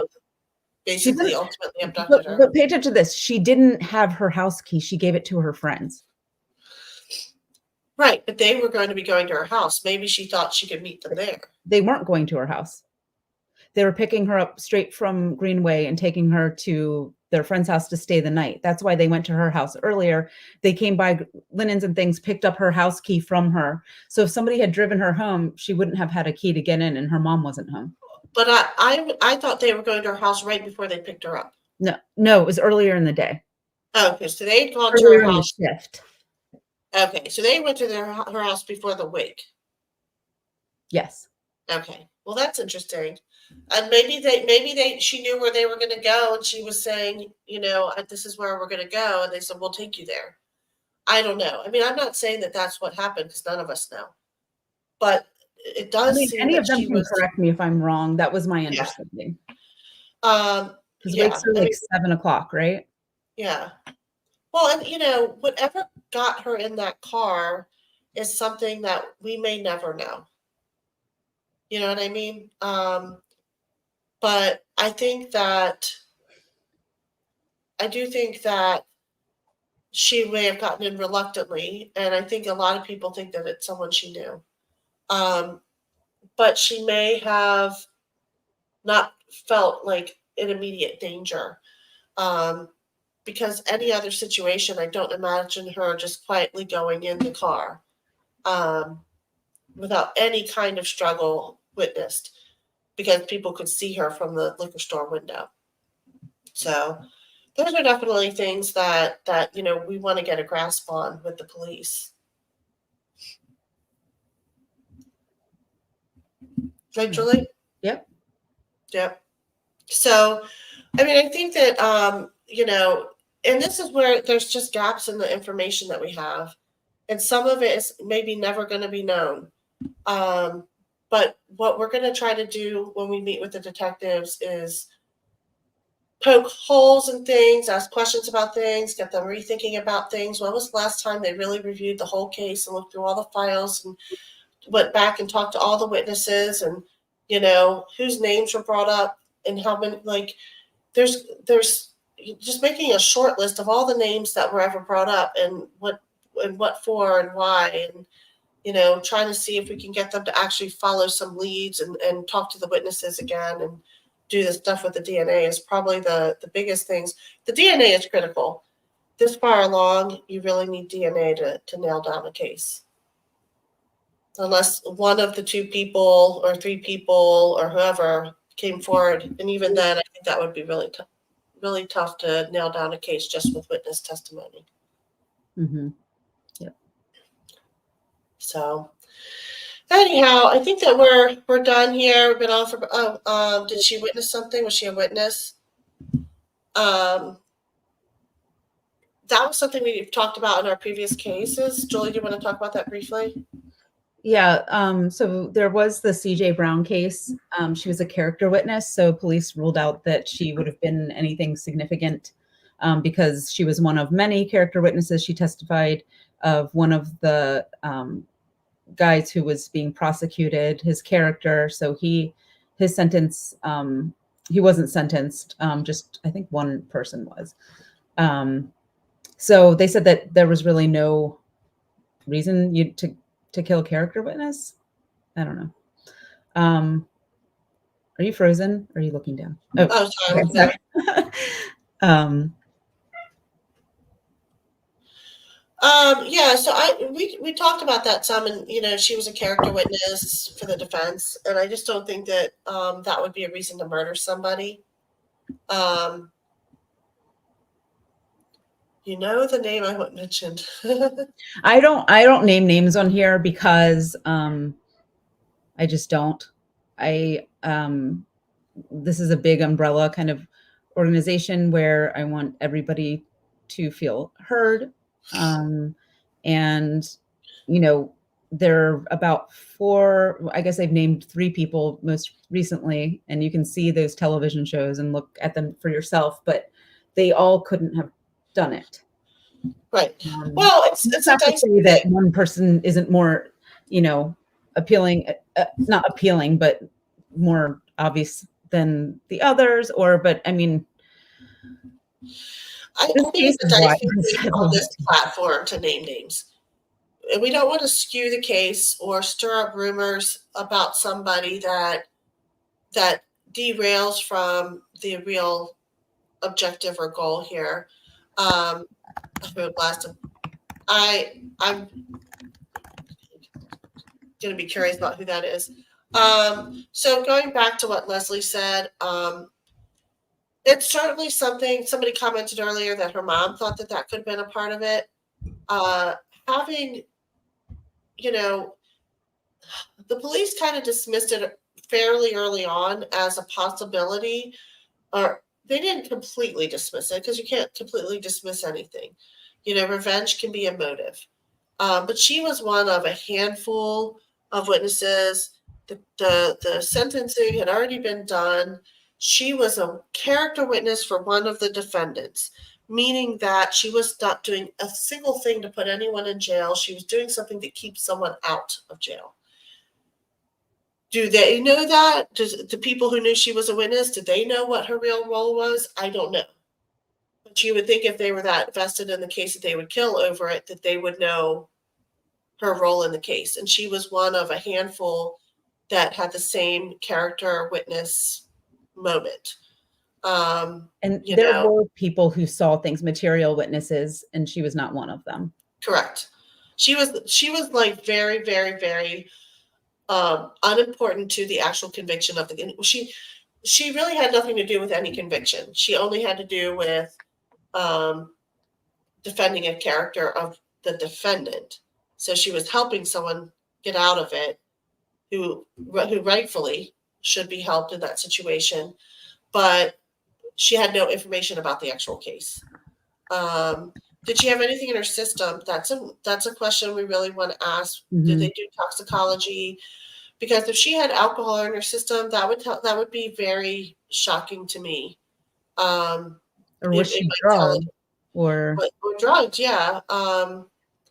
There's just a whole possibility of things that could come out of that. Now, if it was a clean toxicology report, then, back to square one. But it is important information.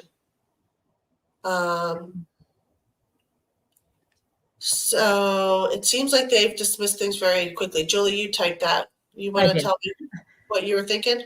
Just looking through the newspaper articles, it's like, okay, we don't think it was someone she knew. It was a stranger. So we've dismissed anyone she knew.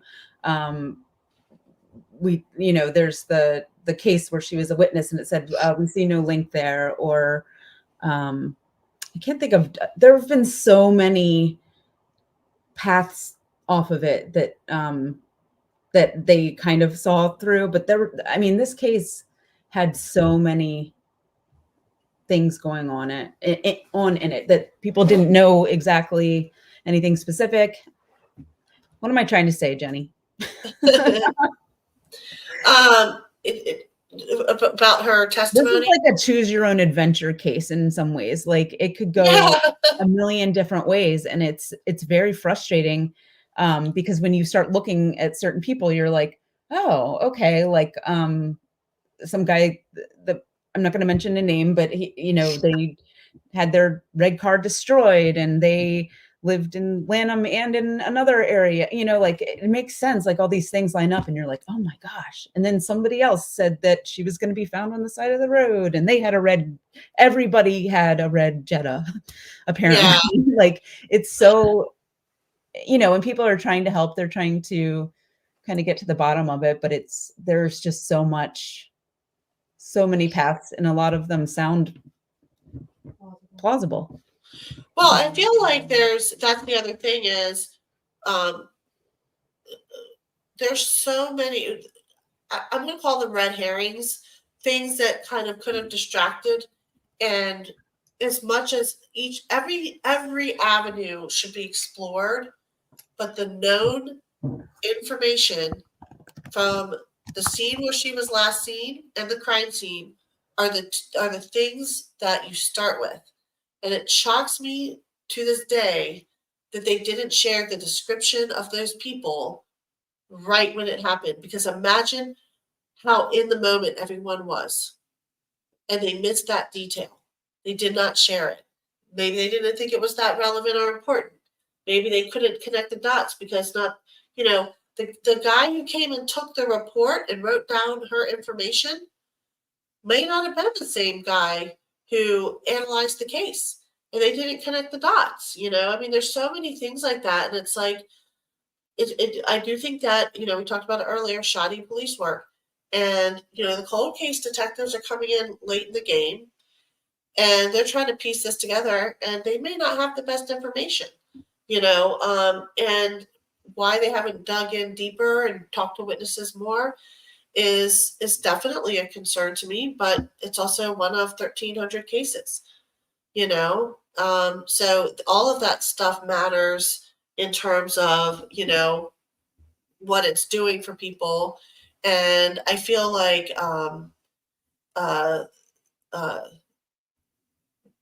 that doesn't mean they don't have to do their job. Yes. And that's what we're here to do. One thing I don't know, and I would love to know, is legally speaking, is there anything you can do to hold the police accountable to do the things they're supposed to do?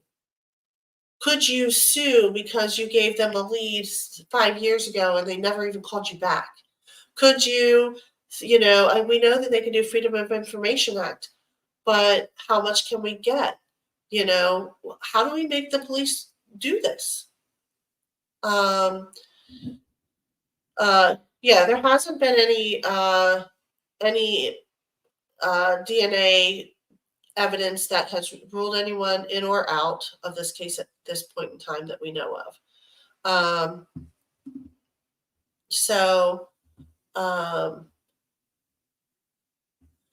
Anyhow, there's lots of chatter going on. Julie, can I hear you?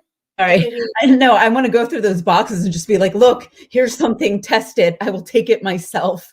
Like, I know. It's just, we've offered to pay for DNA testing. We've offered to raise money to get a PI on there or somebody, a criminal profiler, or offer help. I said, I'll transcribe boxes from like people I didn't even know, unsolved cases from the 80s, whatever's going to free up your time, because people wrote down notes and it's not all transcribed. I said, I will sit there and type everything. I'm like, I just want you to dedicate some time to this too. I want other people's cases solved too. I'm not saying like shove her, everybody's loved one who they lost to murder. I mean, my God, like it's not that her case matters the most to us, but like, when you lose someone. Well, if there's things that we can do to assist the case that they don't have the resources for, we want them to let us do it. They don't have to show us all the information, for us to help push forward evidence if we need to fund some more DNA testing. Benjamin says, I think the biggest takeaway here is that somebody knows something at the end of the day. I understand to them Julie's case is just another case, but they get paid to solve cases. That's their job. It's not your job to do their job. That is 100% true. And I wish it didn't have to be like this. And I don't want to do their job, like I don't have an interest in having a big target on me either. So in some ways I have to also, I don't know. I don't want to hurt the cause. but it's, I want it solved. It's emotional for me. It's personal for me, but they do need to do their job. Yeah. How do you get them to do that? Yeah. And the answer to that is definitely, at this point, just pressure. Just pressure, put a spotlight on it, try to write, things in newspapers, try to get attention for it. It's very hard to do, but it feels like moving mountains. And I think, one thing I can say is that Julie has run this Justice for Julie campaign, and she has people around who want to help, but it's hard for everyone to really dedicate just continuous full effort. And I think this is going to take considerable, it's going to take considerable attention and effort to get them to do these things, in my opinion. And meeting with the detectives this week is just another step forward, but we can't let that be the end of it. We have to keep pushing them. I'm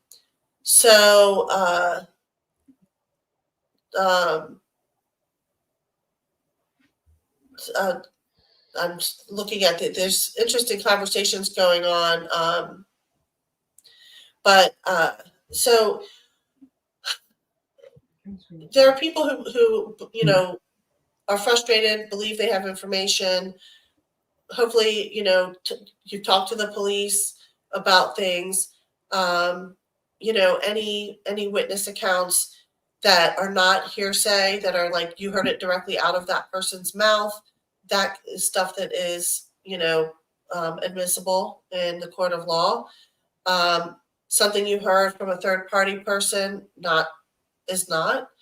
And definitely, I know there's always a rumor mill, and the goal is to separate it out.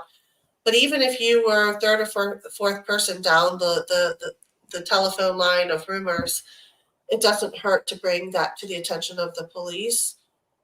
Just be careful to not make claims that are not that are beyond what you have been told or know. And those are the kinds of things that can help move cases along too, or at least have them look in a direction. So, and the thing is, the number one thing we want to push is the DNA, but I think that goes down to the details of the crime scene.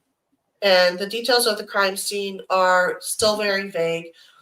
I don't know if things have changed too much now, but I feel like back then you kept things very, very, very close to the cuff. But I feel like there's a lot of information that could have been shared and clarified that would have really actually made a difference. Oh, thank you, Benjamin.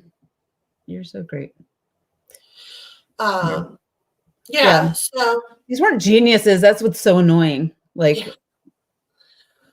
That's actually the thing that I've always said, I'm older now, and I don't think I see myself changing careers fully. But I've always said in another life I would have been like a detective. I'm as curious as they come. I want to know everything. I research everything. I go down rabbit holes all the time on all kinds of things you would have no idea. I mean, I can't even begin to describe. In this case, is just 1,000 rabbit holes. I've learned so much about DNA and how it's processed for crime scenes. It's not even funny over the years. And it is so different now than it was in 95. And, even just in the past 2 to 3 years, the past 5 years, things are so different now. And, someone mentioned the data analytics. That's new. Imagine you have all this data from these cases from all this time ago, and nobody has ever sat there and looked at the totality of it to come up with leads. and they have an AI tool that can do that. Let's get them in touch and be like, hey, will you do this? Anything that kind of helps provoke leads that they're willing to actually follow up on. I just want to see them talk to the witnesses and do the DNA, but anything would be really, really good. Again, just a reminder, this episode is really about trying to get questions to ask the police. So if you have any other questions that you would like us to ask them, please put it in the comments. And, we have a lot written down, but there's definitely more that can be written, that you guys might think of. Julie, do you want to go through any details of the case, the crime scene or the abduction scene that might provoke people's thoughts on what details to provide?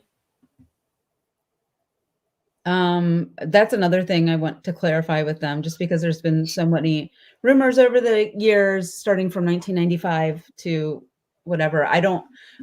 What would crush me is putting something out there that needed to remain confidential because it's something only the perpetrator would know, but somehow it was a rumor that was heard over the years and never quite confirmed. I want to be careful about it. I don't know everything about it myself, but like, what do you mean? Like,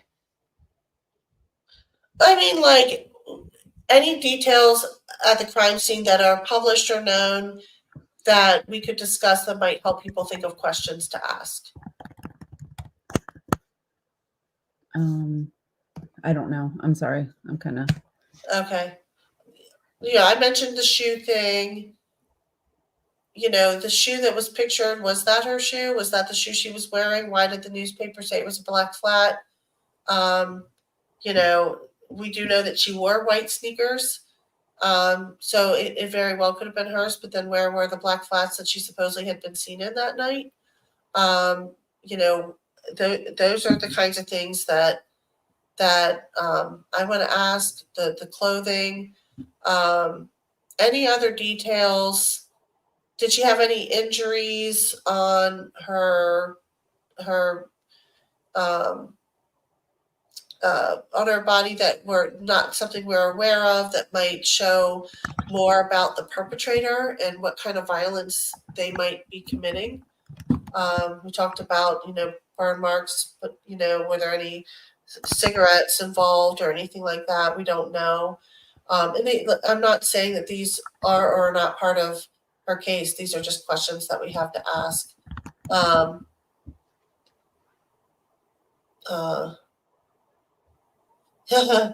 Ask them if it was their daughter, would they wait 30 years? Yeah. But this is interesting. So did the killer know the area and any evidence showing that? I don't know if any evidence would show that, but I think, I don't know. I've kind of started thinking maybe they didn't go up 193 if they did know the area, because there are a lot of shortcuts that you could take if you went on Hanover and then went back through Lanham. Like, that would take some knowledge, because it's interesting that they didn't get on one of the main arteries to get out of there. They didn't get on 295 and then get off on the Beltway.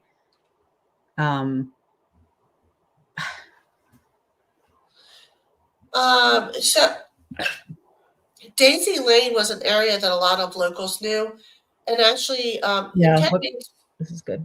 Sorry. In Ken Main's profile, he had talked about someone in their early 20s might have done it. People that were in his generation, in that generation, in their early 20s, like 20, 21, 22, they all hung out on Daisy Lane. Someone had a skate ramp up there, and they would go hang out there. And that was just one of the hangout spots. A lot of people who posted last time said that was a pass through from Bowie and Glendale. So if you looked down that way, you might pass through. But Daisy Lane was a known place. It was not far. It was about 2 miles from the old Glendale Hospital, which was abandoned. And people used to hang out in those areas. But we do know it was a dark and secluded, semi-rural street that would have been well hidden compared to a lot of streets around Greenbelt. And that's a good direction to go in. I'm sorry, Julie, you posted this. What kind of injuries the killer could have endured in the process so people can remember if they knew anyone with those at the time. I would definitely like to do that question.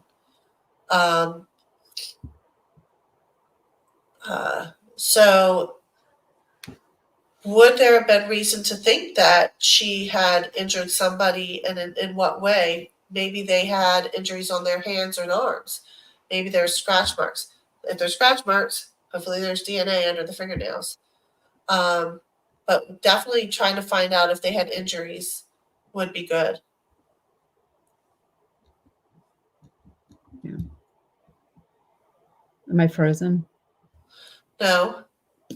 No, I still won't go down Daisy Lane. I can't stand that road.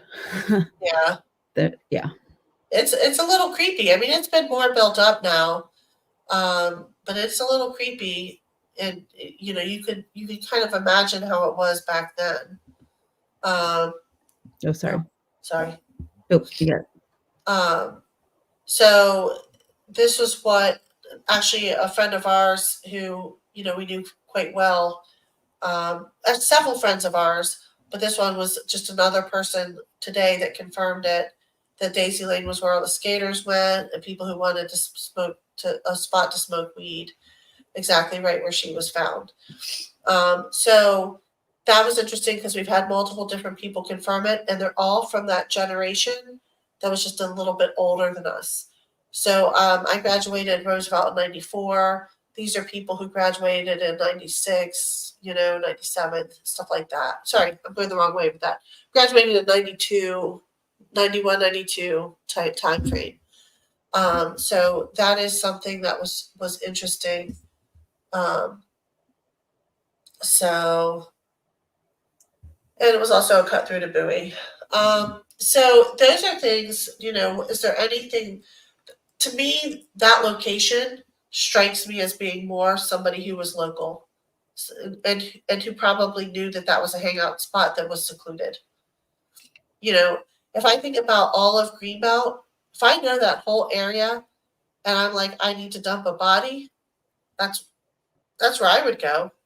It's a pretty built up area around Old Greenbelt. Anything heading kind of west from Greenbelt was like the Bellway Plaza Mall and Berwyn Heights and College Park. There's nothing secluded there. But you go east, and it was like nothing, you know, in some of those areas. So definitely, and that's why, you know, Daisy Lane and the hospital were places that teenagers hung out because they could go be in the dark there and be relatively unseen. Of course, these idiots left their headlights on if they were seen there, but that's another good piece of information, you know, that somebody saw them there around that time. I think Carrie said, why would you go to a place you think someone would be if it was a hangout spot? Like, if you're trying to be secluded, why would you go somewhere that you knew? But I guess people weren't. Well, it was midnight. It was midnight on a Monday night, a school night. So it wasn't like a Saturday night. And I'm sure if they had seen people there hanging out, they wouldn't have gone and pulled up with her there. So it just might have been like a, hey, let's go down this road because we know it's secluded, you know. Or it could have just been functional and they used that road to go back and forth between places, and that's just where they happened to be when they said, okay, we need to get rid of her, you know. But it definitely strikes me that that particular spot was a known hangout, that spot in particular. Yeah, I mean, somebody who's traveling from Bowie to Greenbelt. Right. So, but on a Monday night in 50-degree weather, I don't think that they would have thought, oh, there's going to be people hanging out at midnight at this location. And I think people had stopped partying there. Like, it wasn't a place. Yeah, everyone from like Julie's generation, I haven't met a single person who knew that it was a hangout spot. Oh, that's a good question. Oh, yeah. You know, they still have the newspapers, which I thought was fascinating.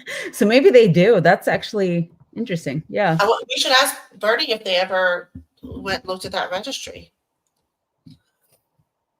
Yeah. He doesn't know. Thank you, Cornelius. That was a good question. It was I a don't good know if they have question. records of cars from all the way back then, but But you would say what color it was so that they knew that you were supposed to be on campus. Like that's, well, and you would think it was a lead detectives would have taken.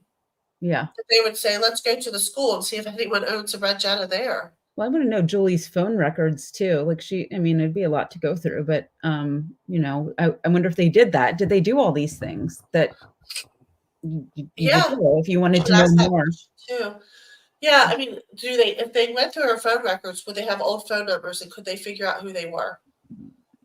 Julie did not have a pager, right? Would pagers have been around in 95? They were around, yeah, but I don't know if she had one.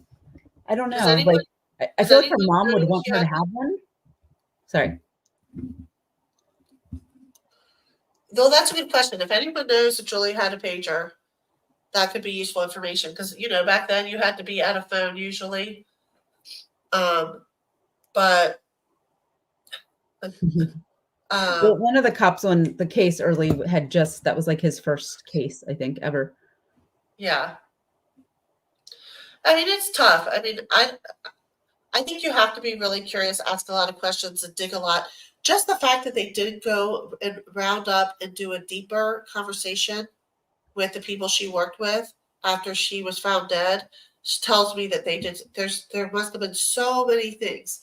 This is like the last person who actually was with her at work, walked out with her, told her to sit by the liquor store to be safe, offered to actually stay with her. It's really unfortunate, set of circumstances. But that was an important moment of, this person saw these people sitting across the street, across the drive area of Greenway Shopping Center where the cars are parked. 2 or 3 cars back, she sees these people sitting there, and she's giving them this description. Why didn't they go and just pick her brain and ask every little question? Did they know where the car was parked? Did she point it out to them physically where that car had been parked mere hours before they talked to her? Leslie asked, can't they run the NVA records? Yes, and I think that they did do some of that, but there was a lot of, cars fitting the description at the time that they just weren't able to narrow it down. But also, if they didn't know who those people were, I think if they had put out the physical description of those 3 people back in 1995, we might have seen a whole different outcome. But without that description, people couldn't connect the dots, because there's reasons to believe that they weren't driving their own car. So they would have had to connect the dots of, hey, they have access to so-and-so's car and so-and-so's car is a red Jetta. There was just a lot of, maybe some people did connect the dots and just didn't speak up because it was scary, Like there's reason to believe that it wasn't their car, or there could be. It's a possibility. It's a possibility. So,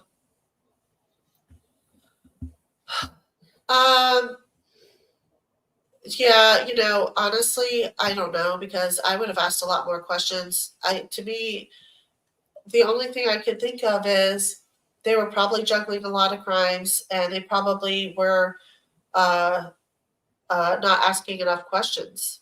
It certainly wasn't publicized that much, right, Julie? Yeah, I mean it was, but they interviewed her classmates about who she was dating or who she was, and she was dating, so like she went to homecoming with a guy there, but she dated other people outside of the school too that her school friends wouldn't have known. Yeah. Yep. I mean, that's part of the problem is, she did have different circles of friends, and some people that she was talking to, other people had no idea about. So, and there could have been more than one guy expressing interest in her that she wasn't interested in. But that's why those phone records might be good to know. Was it someone who would have called her, or would they just I mean, a lot of us, we didn't call each other. I don't remember ever calling most of my friends from Greenbelt and say, hey, let's go hang out. It was just sort of like we converged down at the center, and that's where we hang out. Some people would just show up at my house. My house was a hangout spot for a certain age group of people. So I never had to like think about where was I going out to or who do I call to go out with. It was just we all showed up and did stuff, and everyone knew where the party was.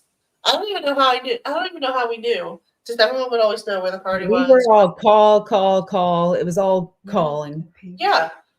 Well, nobody was calling me. I guess I was just aligned with people who were getting called. I just went along. We would have a list and we would go down it of 20 people. Like, okay, what are you doing tonight? Okay, what are you doing this weekend? Okay, let's find the best offer. There was always just a connection. You take the best offer at in PG County. You weigh your options and then you do the most fun thing. So were any cars set on fire in Maryland or VA that month? So or Virginia, but the private investigator who worked on Julie's case early on did find a guy who is not.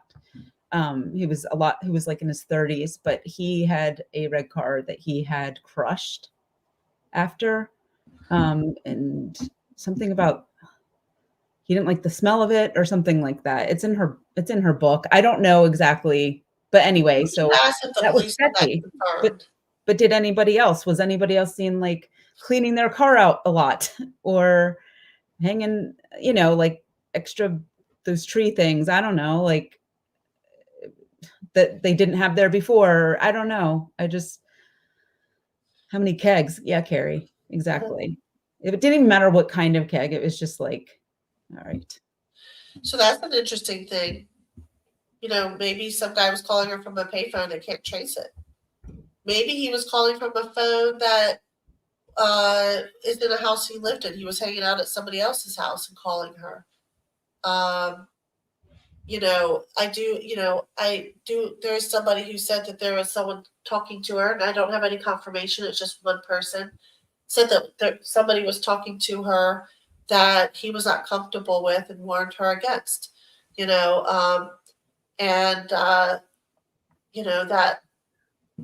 that type of stuff from one person. It's hard to say. I'm looking for more information about that.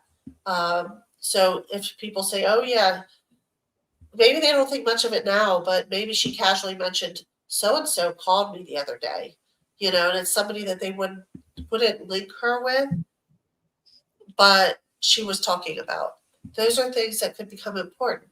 If they have those phone records saved somewhere, they could go back and say, oh yeah, well, she did get calls from this number, and while that person didn't live there, that's where they hung out, and maybe that's the phone that they used. Sorry, I have a cold, guys, in case you haven't been able to tell, so I'm a little stuffy. Three-way calling was marvelous. Yeah. It was the original Jerry Springer show. You can get people to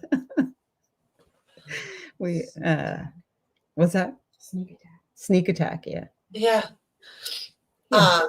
So I mean, there's just a lot of things that all come into play here that we're going to pick apart. We're going to ask the detectives, and I hope you guys follow the Crime Crashers, Justice for Julie on Facebook, whichever angle you're coming from. Connect with both, because we're going to go live from both places at some point.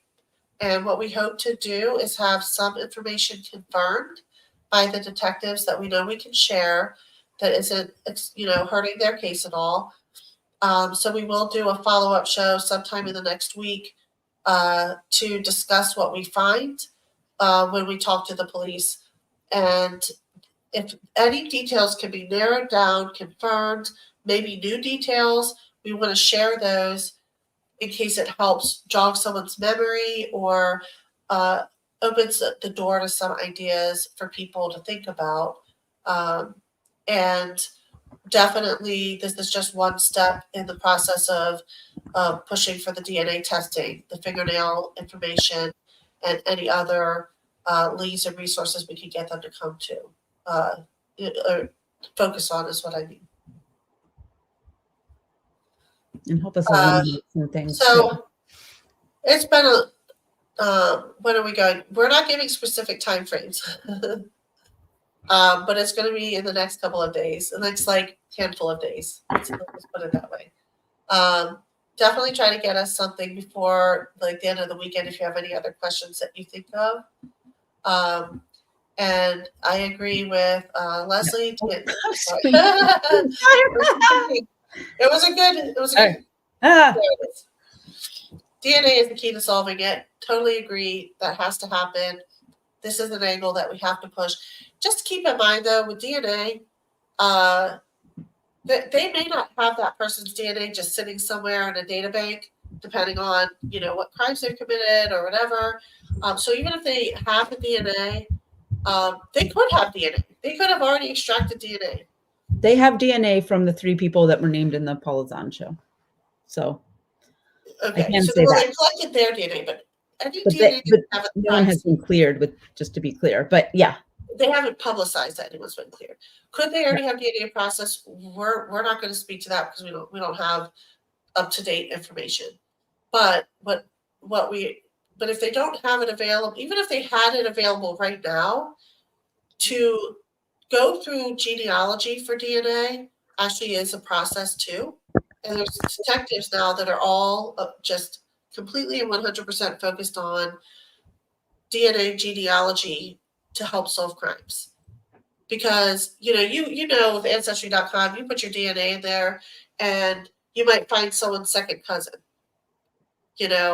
How do you trace that back to who could they be related to that would have been able to commit this crime, that would have access to this or know this or, et cetera, et cetera. So once they get the DNA, if they haven't gotten it already, which, I'd like to think that they are sitting on something that they have to process at bare minimum. In fact, I feel confident that there's stuff that they can still process to find DNA if they haven't already captured DNA. But then they certainly haven't come out and publicly ruled out anybody based on DNA, even though they've taken DNA samples from certain suspects. But once they have that processed and they go back and they do all this genealogy, that could take a while as well. It just could. Susan's correct. It's just a lead. It's just a lead. And the only thing that we can do is continue to push for them to do that. And once they do have DNA in hand, that would be then the next step. And then they have to, I'm watching a show where they followed the person around and waited for them to drop a cigarette, so that was one way you could, once they think they know who it is, they could go and do that kind of stuff. So there's a lot of different ways to do that, but we just have to push them forward on doing it. I'm sharing the justiceforjulie.org because again, you can go there to submit tips. Read all the newspaper articles if you want to dive deep into that. There's links to the Ken Mains videos. There's links to these videos. And everything, all the resources that we have available are on justiceforjulie.org, and we encourage you to read through it, and maybe it makes you think of something or have a question about. So thank you for joining us. Take care and good night. All right. Have a good night.